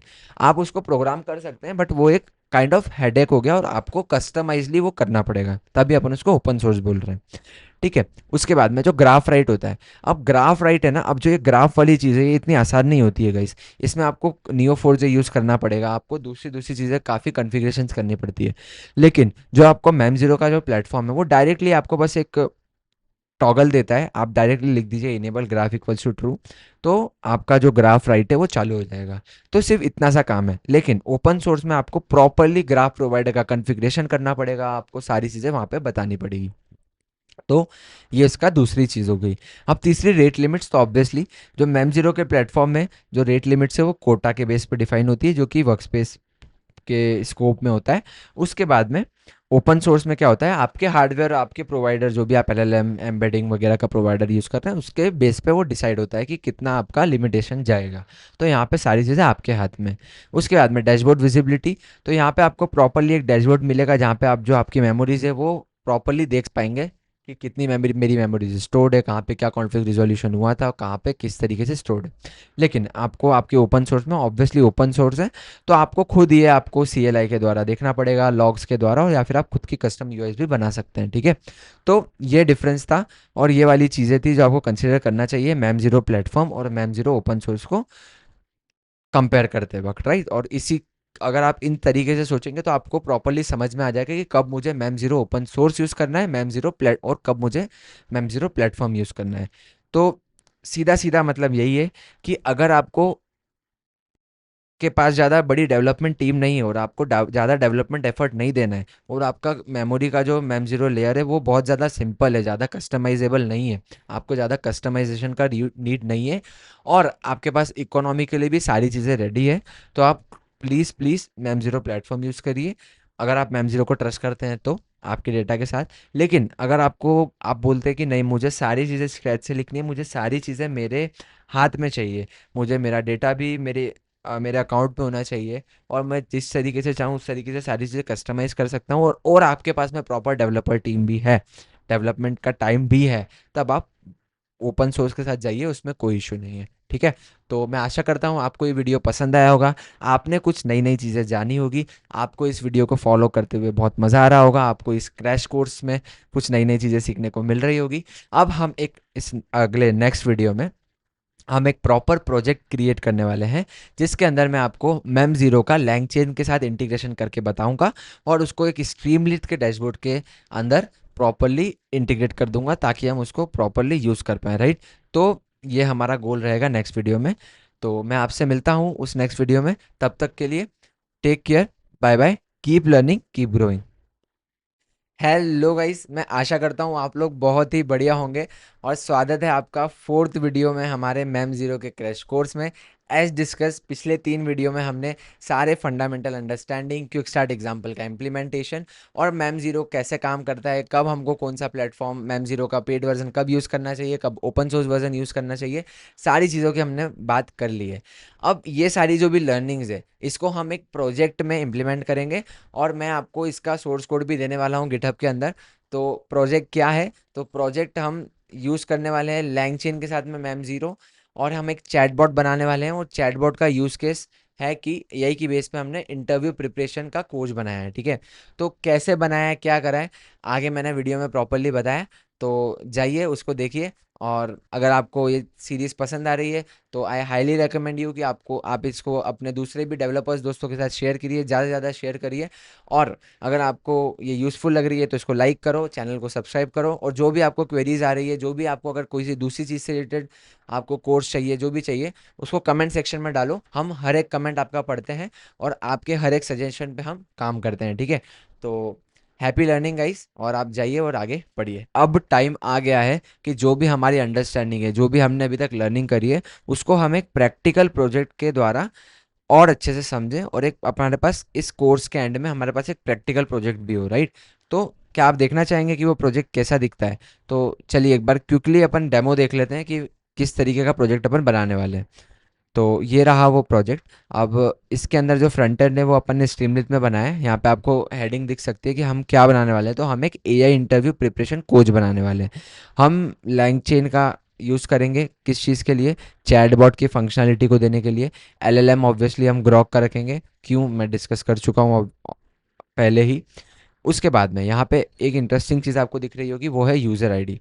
तो मुझे, अगर आपने इस क्रैश कोर्स को प्रॉपरली देखा है तो मुझे अब बताने की ज़रूरत नहीं है कि यूज़र आईडी क्या है, ठीक है।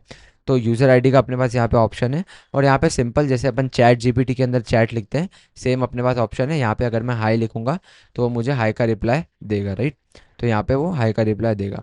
अब अब देख सकते हैं कि ये क्या कर रहा है, ये ऑलरेडी मुझे कुछ रिस्पॉन्स दे रहा है। यहाँ पे मुझे बोल रहा है कि get started with interview preparation. Why, ऐसा क्यों बोल रहा है वो? क्योंकि एक इंटरव्यू प्रिपरेशन का कोच है। बट ये बोल रहा है कि I have taken note that you are Sontu, a React developer with a passion for JavaScript। तो इसको ये चीज़ कहाँ से पता लगी? क्योंकि मैंने इस एप्लीकेशन को पहले ही टेस्ट किया था, और एलिस एलिस जो यूज़र है, उसके लिए मैंने कुछ कन्वर्जेशंस करी थी। उसमें मैंने मेंशन किया था कि इसका नाम जो है वो सोंटू है। मतलब ज़रूरी नहीं है कि यूज़र आईडी एलएस है तो नाम कुछ और नहीं हो सकता, नाम कुछ भी हो सकता है, राइट। तो मैंने उसका नाम ये रखा, मैंने ये बताया कि मैं एक रिएक्ट डेवलपर हूँ और मैं पैशनेट हूँ जावास्क्रिप्ट को लेके। तो उसने ये चीज़ रखी। अब ये कैसे आ रही है? क्योंकि अगर आप यूज़र आई मतलब एलएस की यूज़र आईडी के द्वारा जो भी मेमोरीज उसके अंदर स्कोप्ड है, वो अगर आप देखोगे यहाँ पे, तो मैंने एक बटन दिया हुआ है शो स्टोर्ड मेमोरी का। तो यहाँ प्रॉपरली आपको जितनी भी मेमोरीज है वो दिखती है। तो आप देख सकते हैं यहाँ पे कितनी मेमोरीज है अपने पास टोटल 3 मेमोरीज। अब क्या क्या है एक एक मेमोरी में देखते हैं। तो पहली मेमोरी में क्या आ रहा है कि loves to code in JavaScript. तो पहली मेमोरी में आप देख सकते हैं ये वाली प्रेफरेंस स्टोर हुई है, और स्कोप जो है वो एलएस है, राइट। अब दूसरी मेमोरी में क्या है? दूसरी मेमोरी में है कि नेम इज सोंटू। उसके कारण, इसी चीज़ के कारण यहाँ पे इस तरीके का रिप्लाई दे रहा है, राइट। और तीसरी चीज़ है अपना कि इज़ अ रिएक्ट डेवलपर। अब अगर मैं सेम चीज़ यहाँ पे एक रैंडम नेम के लिए कर लूँ, मान लो मैं जो नेम रखता हूँ वो मैं रखता हूँ दीपक, ओके, और मैं इसको एंटर कर देता हूँ। अब अगर मैं यहाँ पे हाय बोलूँगा तो आप देख सकते हैं कि यहाँ पे अभी कुछ भी नहीं आएगा, राइट। यहाँ पे कुछ नाम नहीं आया, कुछ भी नहीं आया। और मैं बोलूँगा do you know about me, तभी भी आप देख सकते हैं कि it's clearly saying no I don't have any information about you yet, this is a beginning for conversation. So यहाँ पे कोई मेमोरी दीपक के लिए अवेलेबल नहीं है, तो स्कोपिंग प्रॉपरली काम कर रही है। अब अगर मैं बोलूँगा my name is Deepak and I am a मन stack developer and I like to learn AI, okay, I live in Bangalore, okay. So मान लीजिए अपन ने ये सारी चीज़ें बता दी। अब अगर मैं इसको रन करूँगा तो अब ये थोड़ी देर थोड़ा टाइम लेगा। क्यों टाइम ले रहा है? क्योंकि ये मेमोरीज भर रहा है। अब ये बोल रहा है कि nice to meet you Deepak as MERN stack developers with interest in AI and all the things, right. तो सारी चीज़ें आ गई, और फिर जो भी हमने प्रॉम्प्ट दिया हुआ है कि इंटरव्यू प्रिपरेशन है, उसके हिसाब से ये क्वेश्चन पूछने लग गया कि इंटरव्यू प्रिपरेशन के लिए हेल्प कर रहा है, वो ठीक है। बट यहाँ पे यूज़र आईडी दीपक के हिसाब से ये क्वेश्चन पूछ रहा है। अब अब अगर मैं क्या करूँ, अगर अगर मैं क्लियर कर दूँ ट्रांसक्रिप्ट, ठीक है, और अगर मैं दीपक की मेमोरीज चेक करूँ, तो आप देख सकते हैं अब दीपक की मेमोरीज क्रिएट हो चुकी है। उसमें मेमोरी क्या क्रिएट हुई है? Name is Deepak, lives in Bangalore, फिर उसके बाद में learns to like to learn AI and is a मॉन स्टैक डेवलपर, राइट। अभी मैं आकर पूछूंगा कि हु एम आई, तो आपको क्लियरली जवाब आएगा कि हम किसकी बात कर रहे हैं यहाँ पे। यहाँ पे हम दीपक की बात कर रहे हैं, ठीक है। अगर मैं यहाँ पे लिख दूँ एलिस, राइट, एलिस, और यहाँ पे मैं इंटर मार दूँ, मैं फिर अगर स्टोर्ड मेमोरी करूँ तो अब मेमोरीज अलग आ रही है, एलिस की स्कोप वाली मेमोरी आ रही है। अगर मैं क्लियर कर दूँ ट्रांसक्रिप्ट और अगर मैं लिखूँ हु एम आई, तो आप देख सकते हैं कि अब एलिस के बेस की मेमोरीज हमारे पास आ रही है। इसके कारण हमारे पास वो वाला वैसे तरीके का रिस्पॉन्स आ रहा है। अब अगर मैं यहाँ पे लिखूँ यश, मैं इंटर मारूँ, अगर मैं इसकी शो स्टोर्ड मेमोरी करूँ तो मेरी भी कुछ मेमोरी स्टोर्ड है, क्योंकि मैंने मेरे नाम से इसको टेस्ट किया था। तो ऐसा करते हैं, अपन लिखते हैं यहाँ पे एक और random name, let's say Ram, और मैंने इंटर मारा। अब अगर मैं लिखूँ हु एम आई, तो आप देख सकते हो कि स्कोप चेंज करने के बाद ये सारी चीज़ें भूल चुका है, क्योंकि राम की कोई मेमोरी अभी स्टोर है ही नहीं। अब अगर मैं यहाँ पे बोल दूँ I am Ram and I love to code in Rust, okay, और अगर मैं यहाँ पे इंटर मार दूँ, तो आप देख सकते हैं कि इसने राम की मेमोरीज अभी स्टोर कर ली होगी। अगर मैं यहाँ पे अब चलाऊंगा तो यहाँ पे आएगा love to code in Rust और नेम इज़ राम। तो ये मेमोरी स्टोर हो गई है, और मेमोरी के साथ साथ में कुछ चीज़ें भी स्टोर हो रही है, जो मैं आपको ऑलरेडी समझा चुका हूँ कि मेमोरी के पास उसकी आईडी भी होती है, उसके बाद उसका एक हैश होता है, created at, updated at, delete, updated at dates होती है, टाइम होता है, और यूज़र आईडी भी होती है। यूज़र आईडी से क्या हो रहा है? स्कोप प्रोवाइड हो रहा है, राइट। तो अब मैं अगर आपको टेस्ट करके बताऊँ, तो अगर यहाँ पे मैं दीपक लिखूँ, अब दीपक और इंटर मारूँ, और मैं अगर यहाँ पे हाई लिखूँ तो अभी वो क्या बोलेगा कि ये वाली चीज़। अब शायद मैंने इन केस सेंसिटिविटी की एरर कर दी है, तो अगर मैं अब यहाँ पे हाई बोलूँ तो इसको मुझे हाई दीपक बोलना चाहिए। देखिए अब ये वेलकम दीपक बोल रहा है, क्योंकि कैसे user ID obviously case sensitive होती है। तो ये प्रॉपरली काम कर रहा है और प्रॉपरली मेमोरी यूज़ हो रही है। अब मुझे लगता है आपको प्रॉपरली समझ में आया होगा कि कैसे ये प्रोजेक्ट काम कर रहा है और हम किस तरीके का बनाने वाले हैं और कैसे यूज़र आईडी इतनी हेल्पफुल होती है स्कोप करने के लिए मेमोरीज़ को यूज़र्स के बेस पे, राइट। तो यहाँ पे ये सारी इंफॉर्मेशन अवेलेबल है। तो अब हम ये देखते हैं कि इसका आर्किटेक्चर काम कैसे कर रहा है, उसके बाद में हम कोड का इम्प्लीमेंटेशन चालू करेंगे, ठीक है। तो यहाँ पे आप अगर क्लियरली देखोगे तो यहाँ पे हो क्या रहा है, देखिए ये जो आर्किटेक्चर है यहाँ से चालू हो रहा है, और पहली बार मैं अभी समझा रहा हूँ, ठीक है। अभी अगर प्रॉपरली समझ नहीं आए तो आप दो चीज़ें कर सकते हैं, या तो आप वीडियो को फिर से देखो उतना पार्ट, या फिर आप थोड़ा रुक जाओ, कोड करने दो, कोड करने के बाद में वापस से इसको समझो, वापस से अपन एक बार इसके ऊपर आएंगे तो उसके बाद में ये और अच्छे से समझ में आएगा। अभी मैं प्रॉपरली एक बार बता दे रहा हूँ ताकि दिमाग में एक आपको एक बेसिक फ्लो सेट हो जाए कि करना क्या है अपने को, ठीक है। तो क्या होगा, ये अपना यूज़र है, ये अपना यूज़र क्या करेगा, सबसे पहले टाइप करेगा मैसेज और उसकी यूज़र आईडी जाएगी, कहाँ से जाएगी, अपन देख चुके हैं यहाँ से जाएगी। अब यूज़र आईडी जाने के बाद में वो कहाँ जाएगी, वो सीधा अपन स्ट्रीमलीट यूआई के अंदर रखेंगे। स्ट्रीमलीट यूआई अपन कौन सी फाइल में रखेंगे, app dot P Y file के अंदर, राइट। तो वो भी मैं बनाने वाला हूँ। उसके बाद में क्या होगा, देखिए उसके बाद में ये हमारे पास एक फ़ाइल है जिसका नाम है memory agent dot P Y. ये सारा हमारा चैट बॉट का फंक्शनलिटी मेमोरी के साथ प्रोवाइड करेगा। तो इसके पास रिक्वेस्ट जाएगी, इसके पास रिक्वेस्ट जाएगी कि चैट को कॉल करो यूज़र आईडी और यूज़र मैसेज के साथ। अब ये सारे स्टेप्स लेगा, क्या क्या स्टेप लेगा, सबसे पहले आप देख सकते हैं the first step is select search relevant memories. तो जो भी कन्वर्जेशन हुई, जो भी यूज़र आईडी के अंदर कन्वर्जेशन हुई, उसके बेस पे सबसे पहले रेलेवेंट मेमोरीज सर्च करेगा, कहीं से, मैम ज़ीरो से। अब मैम ज़ीरो क्या करेगा, मैम ज़ीरो इसको एम्बेडिंग में कन्वर्ट करेगा और क्वाड्रेंट वेक्टर डेटाबेस के अंदर सर्च करेगा कि ये वाली क्वेरी से रिलेटेड कोई भी मेमोरीज ऑलरेडी स्टोर्ड है या नहीं। अगर है तो वो क्या करेगा, यहाँ पे यहाँ से आप देख सकते हैं कि रिटर्न कर देगा रेलेवेंट मेमोरीज, अगर नहीं तो वो एम्प्टी रख देगा। उसके बाद में सेकंड में क्या होगा, अपन बिल्ड करेंगे प्रॉम्प्ट को, किसके साथ, क्वेश्चंस के साथ और मेमोरीज के साथ। अब क्वेश्चंस कहाँ से आया, क्वेश्चन कहाँ से आया, क्वेश्चन आया स्ट्रीमलीट की यूआई से, यूजर मैसेज के अंदर। और आप पूछेंगे मेमोरी कहाँ से आई, तो अगर अगर जो ये सर्च रेलेवेंट मेमोरी वाली चीज़ है जो मैम जीरो में चली, अगर इससे कुछ रिजल्ट आता है अपने पर्टिकुलर यूज़र स्कोप के अंदर, तो अपने को मेमोरीज भी मिल जाएगी, ठीक है। तो अब ये दोनों चीज़ें, अपना प्रॉम्प्ट क्वेश्चन के साथ और मेमोरीज के साथ, हम कहाँ भेजेंगे, हम भेजेंगे लैंग चेन की प्रॉम्प्ट चेन में। अब ये लैंग चेन की प्रॉम्प्ट चेन हमें क्या करके देगी, ये हमें रिप्लाई जनरेट करके देगी, किसकी हेल्प से, with the help of Grok LLM. अब वो जो रिप्लाई टेक्स्ट है वो वापस से लैंग चेन प्रॉम्प्ट चेन में जाएगा और वो हमें एक प्रॉपरली टेक्स्ट फॉर्मेट में इसको प्रोवाइड कर देगा, किसको, memory agent dot P Y को। अब ये memory agent dot P Y है, ये क्या करेगा, ये फोर्थ स्टेप लेगा। जो फोर्थ स्टेप क्या है यहाँ पे, ये सेव करेगा यूज़र और असिस्टेंट मैसेज को। कहाँ पे सेव करेगा, देखिए ऑब्वियसली ये वाली चीज़ आपको यूज़र को तो बताना ज़रूरी है, लेकिन यूज़र को बताने के पहले यहाँ से अपने को मेमोरी भी एक्सट्रैक्ट करना ज़रूरी है। तो उसके लिए हम क्या करेंगे, यूज़र और असिस्टेंट का जो मैसेज है वो मैम ज़ीरो को दे देंगे, ताकि कुछ नई मेमोरीज अगर एक्सट्रैक्ट करने लायक कन्वर्जेशन हुई होगी तो वो यहाँ से हो जाएगी। उसके बाद में हम ऑब्वियसली यहाँ पे रिप्लाई को रिटर्न कर देंगे, कहाँ पे, इस तरफ। तो जब भी मैं यहाँ पे हाई लिख रहा हूँ, हाई आई हु एम आई, तो ये वाली पूरी प्रोसेस चल रही है इन द बैकग्राउंड, ठीक है। तो ये देखिए पूरा ये प्रोसेस इसी कारण चल पा रही है। तो अब मुझे लगता है कि आपको 50% तो एटलीस्ट समझ में आया होगा कि आर्किटेक्चर चल कैसे रहा है, और अगला 50% हम कोड करते करते समझ लेंगे, ठीक है। तो चलिए, अब मैं बोलना चाहूँगा कि इस वीडियो को पूरा एंड तक देखना और एक साथ बैठ के देखना, ताकि आपको कुछ भी चीज़ें समझने में दिक्कत ना हो, ठीक है। तो चलो अब अपन क्या करते हैं, हमारा आईडी पे चलते हैं, और आईडी के अंदर मैंने कोड स्ट्रक्चर खोल लिया है यहाँ पे। और अभी अपने पास क्या है, हमने एक इन्वायरमेंट बनाया था ऑब्वियसली हमारी experiment dot I P Y को रन करने के लिए, ताकि हम हमारे क्विक स्टार्ट एग्जाम्पल को रन कर पाए। बट हमें अब हमारा एक प्रॉपरली प्रोजेक्ट को रन करना है, तो उसके लिए हमें क्या करना पड़ेगा,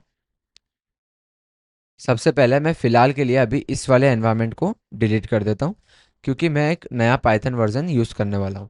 तो मैं कौन सा पाइथन वर्जन यूज़ करूँगा, तो मैं पाइथन 3.12 यूज़ करने वाला हूँ। तो उसके लिए मैं सबसे पहले यहाँ पे मेरा टर्मिनल खोलूँगा और यहाँ पे मैं क्लियरली लिखूँगा कि मुझे यूवी को इनिशियलाइज़ करना है, बट इनिशियलाइज़ करना है लेकिन पाइथन वर्जन कौन से वाले के साथ, 3.12 के साथ, ठीक है। तो ये वाली चीज़ क्लियर हो जाएगी। तो अब इसने क्या किया, एक प्रोजेक्ट इनिशियलाइज कर दिया जिसमें हमको इसने sample main dot P Y file दे दी बॉयलर प्लेट कोड के साथ, pyproject dot toml file बना दी, और उसके बाद में इसने पाइथन वर्जन 3.12 यहाँ पे लिख भी दिया है ताकि आगे रेफरेंस में जब भी हम कोई भी चीज़ करें तो हमें पता रहे, ठीक है। अब हम क्या करेंगे, कुछ पैकेजेस को इंस्टॉल करेंगे। तो उसके लिए यूवी सिंपल हमें कमांड देता है यूवी ऐड। अब क्या क्या पैकेजेस हम इंस्टॉल कर रहे हैं देखिए, हम स्ट्रीमलीट को इंस्टॉल कर रहे हैं फ्रंट एंड के लिए, मैम जीरो एआई को इंस्टॉल कर रहे हैं, क्यों कर रहे हैं आपको पता ही है अब। उसके बाद में हम लैंगचेन यूज़ करेंगे, क्यों कर रहे हैं, क्योंकि हम चैटबॉट की फंक्शनलिटी लैंगचेन से बना रहे हैं। लैंगचेन ग्रॉक यूज़ कर रहे हैं क्योंकि हम जो एलएलएम है वो ग्रॉक का यूज़ कर रहे हैं। पाइथन डॉट ई एन भी आपको पता ही है हम क्यों यूज़ करते हैं।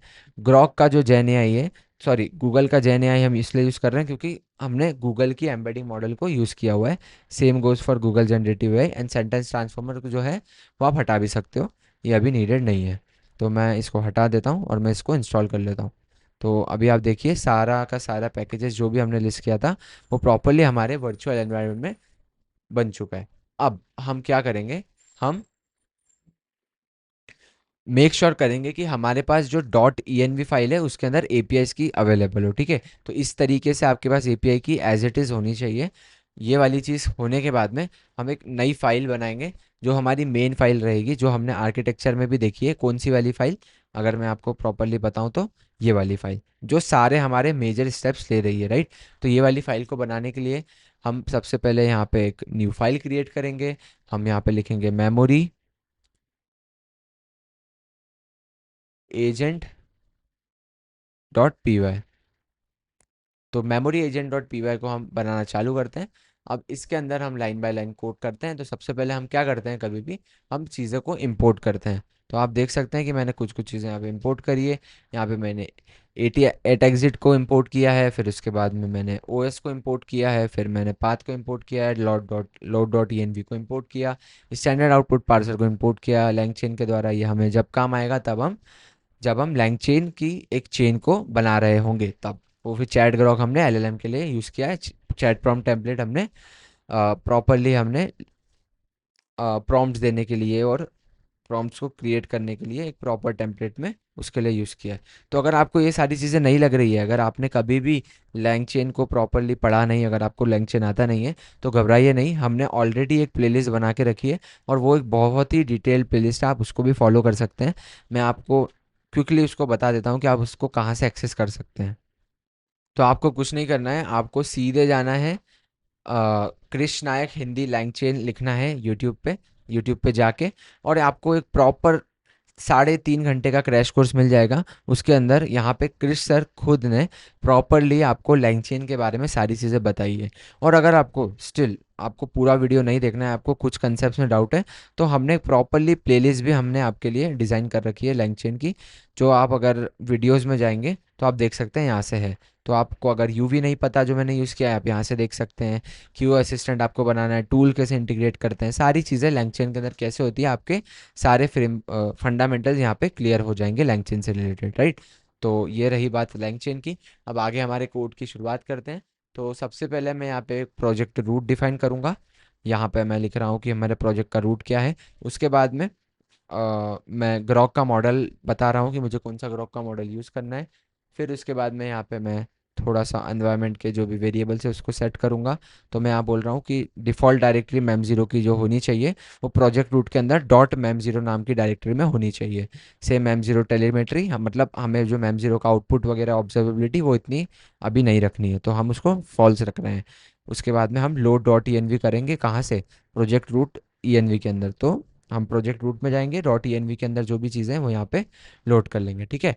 तो वो चीज़ें आपको अगर समझ में आई होगी, तो अब हम लास्ट इंपोर्ट पे चलते हैं। हमारे जो हमारा लास्ट इंपोर्ट है, जो हम ऑलरेडी क्विक स्टार्ट एग्जाम में देख चुके हैं, जो कि है मेमोरी क्लास का इंपोर्ट होना मेम जीरो से। तो ये चीज़ हमने देख ली। अब हम एक और कन्फिग्रेशन ऑब्जेक्ट डाल देते हैं यहाँ पे, वो भी आप प्रॉपरली क्विक स्टार्ट एग्जाम्पल में समझ चुके हैं, तो मैं फिर से नहीं समझाऊंगा, बट मैं क्विकली बता देता हूँ। हमने एल एल एम ग्रॉक का यूज़ किया है, फिर हमने वेक्टर स्टोर क्वाड्रेंट का यूज़ किया और एम्बेडिंग हमने जेमिनाई का यूज़ किया। अगर हम ये यूज़ नहीं करते तो हमें डिफ़ॉल्ट स्टैक मिलता है जिसमें ओपन एआई यूज़ होता है, बट हम ओपन सोर्स मैम ज़ीरो का वर्जन यूज़ कर रहे हैं। तो यही हमारा लेवरेज है कि हम सारी चीज़ें खुद से डिफाइन कर सकते हैं, राइट। तो ये वाली चीज़ है। अब मैं यहाँ पे एक सिस्टम प्रॉम्प्ट डिफाइन करूँगा। सिस्टम प्रॉम्प्ट किसके बेस पे है? एआई इंटरव्यू प्रिपरेशन कोच के बेस पे है। अब यहाँ पे जो सबसे इंपॉर्टेंट चीज़ है वो देखने वाली चीज़ ये है कि मैं यहाँ पे डायनेमिकली मेमोरीज को पास कर रहा हूँ। बट आप यहाँ बोलेंगे कि सर आपने तो मेमोरी यहाँ पे डाली ही नहीं कहीं पे। तो अभी मैंने सिर्फ डिफाइन किया है। जब मैं प्रॉपरली सारी चीज़ों को रन करूँगा तो कहीं ना कहीं से आप देखेंगे कि ये मेमोरी जो है वो यहाँ पे फीड हो रही होगी, डायनेमिकली ऐड हो रही होगी। अभी हमने बस प्लेस होल्डर यहाँ पे बना दिया है काइंड ऑफ, कि भैया ये सिस्टम प्रॉम्प्ट के अंदर मेमोरीज यहाँ पे कहीं से इंजेस्ट होगी, ये आप ध्यान रखिएगा। इसको आप ऐसा समझ सकते हैं। अब हम क्या करेंगे, जैसे हमने सिस्टम प्रॉम्प्ट को डिफाइन किया उसी तरह हम लैंग चेन की चेन को भी डिफाइन करेंगे। तो यहाँ पे आप देख सकते हैं कि मैं एक लैंग चेन की चेन को डिफाइन कर रहा हूँ। सबसे पहले हम चैट प्रॉम्प्ट टेम्पलेट में से मैसेजेस भरेंगे। अब ये मैसेजेस के अंदर सिस्टम मैसेज क्या जाएगा, ये सिस्टम प्रॉम्प्ट जाएगा, और उसके बाद में ह्यूमन के द्वारा जो भी क्वेश्चन पूछा गया है वो जाएगा, राइट। अब आप पूछेंगे क्वेश्चन कहाँ से आएगा, तो जब भी हम ये चेन वाले ऑब्जेक्ट को यूज़ करेंगे, चेन वाले वेरिएबल को यूज़ करेंगे, तब आप देख रहे रहेंगे कि हम क्वेश्चन कहीं ना कहीं से पास कर रहे हैं। फिर चैट ग्रॉक हमने उसको किया, तो जहाँ से जो भी आउटपुट आएगा वो सीधा चैट ग्रॉक के पास जाएगा। चैट ग्रॉक से जो भी आउटपुट आएगा वो सीधा स्टैंडर्ड आउटपुट पार्सर में जाएगा, सॉरी स्ट्रिंग आउटपुट पार्सर में जाएगा, और ये जो भी आउटपुट यहाँ से आएगा उसको स्ट्रिंग में कन्वर्ट करके हमको चेन का आउटपुट दे देगा, राइट। तो अगर आपको लैंग चेन का कंसेप्ट नहीं पता, चेन का कंसेप्ट नहीं पता, सो वापस से मैं आपको वही एडवाइस दूंगा कि ये लैंग चेन वाली प्लेलिस्ट फॉलो करिए, आपका काम हो जाएगा। अब हम क्या करते हैं, हम मैम ज़ीरो को इनिशियलाइज करते हैं एक प्रॉपरली ट्राई और कैच वाले मैनर में, ट्राई एक्सेप्ट वाले मैनर में। तो हम क्या ट्राई कर रहे हैं, हम मेमोरी को इनिशियलाइज करने का ट्राई कर रहे हैं। कौन से कॉन्फ़िगरेशन से, वो हम कॉन्फ़िगरेशन वो स्टैक जो हमने ऊपर डिफाइन किया है, राइट। अब हम अगर एरर जो है वो नन कर देंगे, अगर एरर आई तो हम एरर को एक्सेप्शन में दे देंगे, और अगर मेमोरी को नन रख देंगे। तो ये हमारा ट्राई एक्सेप्शन ब्लॉक हो गया। अब यहाँ पे कुछ इंपॉर्टेंट यूटिलिटी फंक्शंस भी यहाँ पर मैं डालना चाहूँगा। पहला फंक्शन जो है वो है फॉर्मेट मेमोरी। तो यह क्या लेगा, ये सर्च रिजल्ट्स लेगा। सर्च रिजल्ट्स कौन से वाले, जो सर्च रिजल्ट मेमोरी के रहेंगे, राइट। जब भी मेमोरी के डेटाबेस में क्वेरी होगी तो जो भी मेमोरी के रिजल्ट आएंगे उसको ये एज आर्ग्यूमेंट लेगा और ये उसको फॉर्मेट कर देगा। किस वे में फॉर्मेट करेगा, तो देखिए उसके लिए मैं क्या करता हूँ, आपको ऐसे समझाता हूँ कि, या तो ऐसे ज़रूरत नहीं है समझने की एक्चुअली इसको इतना ज़्यादा डेप्थ में, कि एक चीज़ क्या है मैं ऊपर ऊपर से बता देता हूँ कि हो क्या रहा है यहाँ पे। जो जब भी आप मेमोरी को क्वेरी करेंगे तो आपको एक प्रॉपरली डिक्शनरी फॉर्मेट में मेमोरी का सारी चीज़ें मिलेगी। बट हम ये नहीं चाहते कि हमारे जो सिस्टम प्रॉम्प्ट है उसके अंदर जब मेमोरी जाए तो वो एक जेसन ऑब्जेक्ट के फॉर्मेट में जाए। वो कैसे जानी चाहिए, वो ऐसे जानी चाहिए कि वन डॉट की नेम इस यश, और फिर टू डॉट की लव्स चेस, इस टाइप से प्रॉपरली ऐसे फॉर्मेट में जानी चाहिए।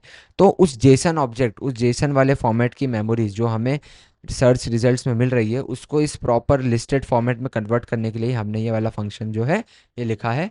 तो आप में का आशा है कि आपको ये चीज़ तो समझ में आ गई होगी। अब एक और मैं सिंपल सा यूटिलिटी फंक्शन बनाऊंगा जिसका नाम मैं दे रहा हूँ क्लोज मेमोरी। तो क्लोज मेमोरी हम क्यों कर रहे हैं, कि क्योंकि देखिए हम वेक्टर स्टोर को ओपन कर रहे हैं क्वेरी करने के लिए, राइट, जब हमारी एप्लीकेशन ऑन हो रही है। तो ये हमारा कर्तव्य बनता है कि जब हमारी एप्लीकेशन को हम क्लोज करें तो हम प्रॉपरली हमारे वेक्टर स्टोर को भी प्रॉपरली क्लोज करें, ताकि वो एक हमें शटडाउन वगैरह करने में एरर्स ना दे और फालतू की दूसरी चीज़ें में नुकसान ना करे, राइट। तो उसके कारण हमने ये क्लोज मेमोरी वाला फंक्शन बनाया है। अब हम हमारे मेन फंक्शन की तरफ चलते हैं जो कि फंक्शन है हमारा चैट। तो हमारा जो ये मेन फंक्शन है मैं इसको यहाँ ले आता हूँ। अब आप देख सकते हैं कि इसमें हम क्या कर रहे हैं। तो पहले रुकिए, मुझे इंडेंटेशन चेक कर लेने दीजिए। हाँ ठीक है, सही है। अब इस चैट फंक्शन में क्या हो रहा है ध्यान से देखिए, ठीक है, इसी में सारा जादू हो रहा है। तो अब क्या हो रहा है, सबसे पहले ये चैट फंक्शन यूज़र आईडी ले रहा है और यूज़र मैसेज ले रहा है और ये स्ट्रिंग देगा, ठीक है, वो ठीक है, समझ में आ गया। अब यहाँ पे अगर आप प्रॉपरली देखेंगे तो ये डॉक स्ट्रिंग भी लिखी है यहाँ पे कि फेच रेलेवेंट मेमोरी। सबसे पहले फेच करेगा रेलेवेंट मेमोरीज को, कॉल करेगा एलएलएम को और परसिस्ट भी करेगा जो एक्सचेंज हुआ है उसके बीच में, राइट।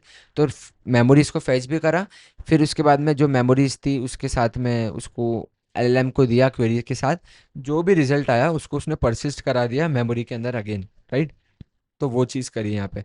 तो सबसे पहले हमारे लिए मेमोरी इंपॉर्टेंट है, अगर मेमोरी नहीं है तो हम रिटर्न कर देंगे डायरेक्ट कि सेटअप एरर, मैम जीरो ही इनिशियलाइज नहीं है। अगर मैम जीरो इनिशियलाइज्ड है तो हम क्या कर रहे हैं यहाँ पे देखिए, सबसे पहले हम मेमोरी को सर्च कर रहे हैं, किसके बेस पे, क्वेरी के बेस पे, राइट। तो हमने मेमोरी को सर्च किया क्वेरी के बेस पे और यूज़र आईडी के बेस पे, और ये सारी चीज़ हम ऑलरेडी हमारे क्विक स्टार्ट एग्जाम्पल में देख चुके हैं। हमारे लिए नया क्या है कि ये जो सर्च रिजल्ट आए, सर्च रिजल्ट को हमने फॉर्मेट मेमोरी से डाला, तो मैं आपको ऑलरेडी बता चुका हूँ ये क्या करेगा।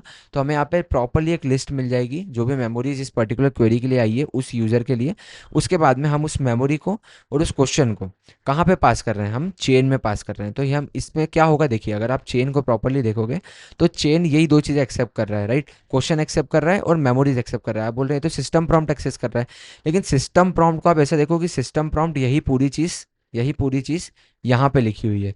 तो सिस्टम प्रॉम्प्ट के अंदर मेमोरीज एक डायनेमिक वेरिएबल है, ये तो पूरा स्टैटिक है, राइट।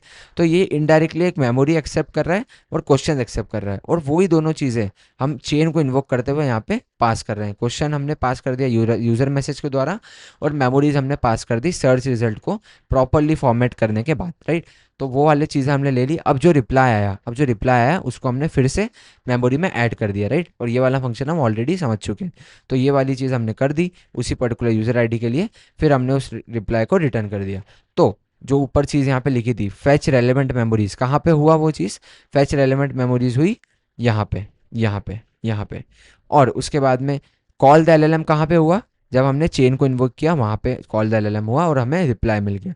अब यहाँ पे परसिस्ट द एक्सचेंज कहाँ पे किया, जो रिप्लाई था हमने वो हमने मेमोरी में ऐड कर दिया, ठीक है। तो ये सारी चीज़ें यहाँ पे इस फंक्शन के द्वारा हो रही है। मुझे आशा है कि आपको प्रॉपरली समझ में आया होगा।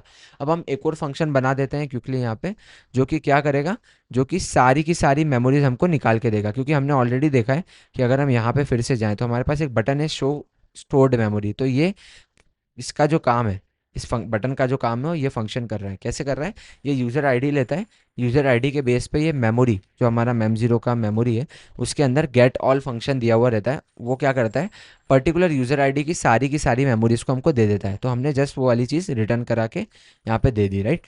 तो ये वाला काम इस फंक्शन का हो गया। अब हमने प्रॉपरली हमारा बैकएंड कोड तो लिख लिया है।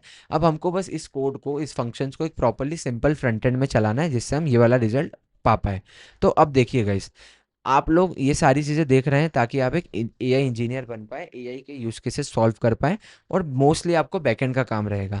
फ्रंट एंड का काम जो रहेगा वो मोस्टली दूसरी अदर टीम्स का रहता है। और आजकल तो आप chat GPT, cursor, anti gravity, Claude सब चीज़ों का यूज़ करके फ्रंट एंड को तो बहुत ही आसानी से बना सकते हैं। तो मैंने भी कुछ इसी प्रकार चीज़ करी, और मैंने क्या किया कि मैंने एक app dot P Y file बना ली इस चीज़ के लिए। तो जो आप फ्रंट एंड यूआई देख रहे हैं वो मैंने भी एक प्रॉपरली एक कोडिंग एजेंट से ही बनवाई है।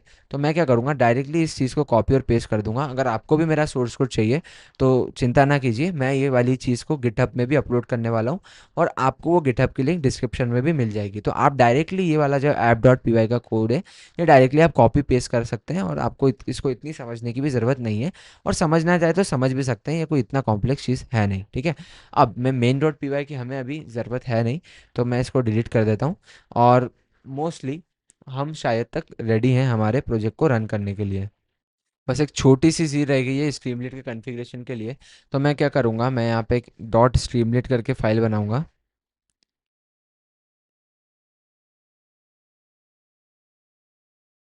और इस डॉट स्ट्रीमलिट फाइल के अंदर मैं क्या करूँगा, मैं एक कन्फिग फाइल को रख दूँगा।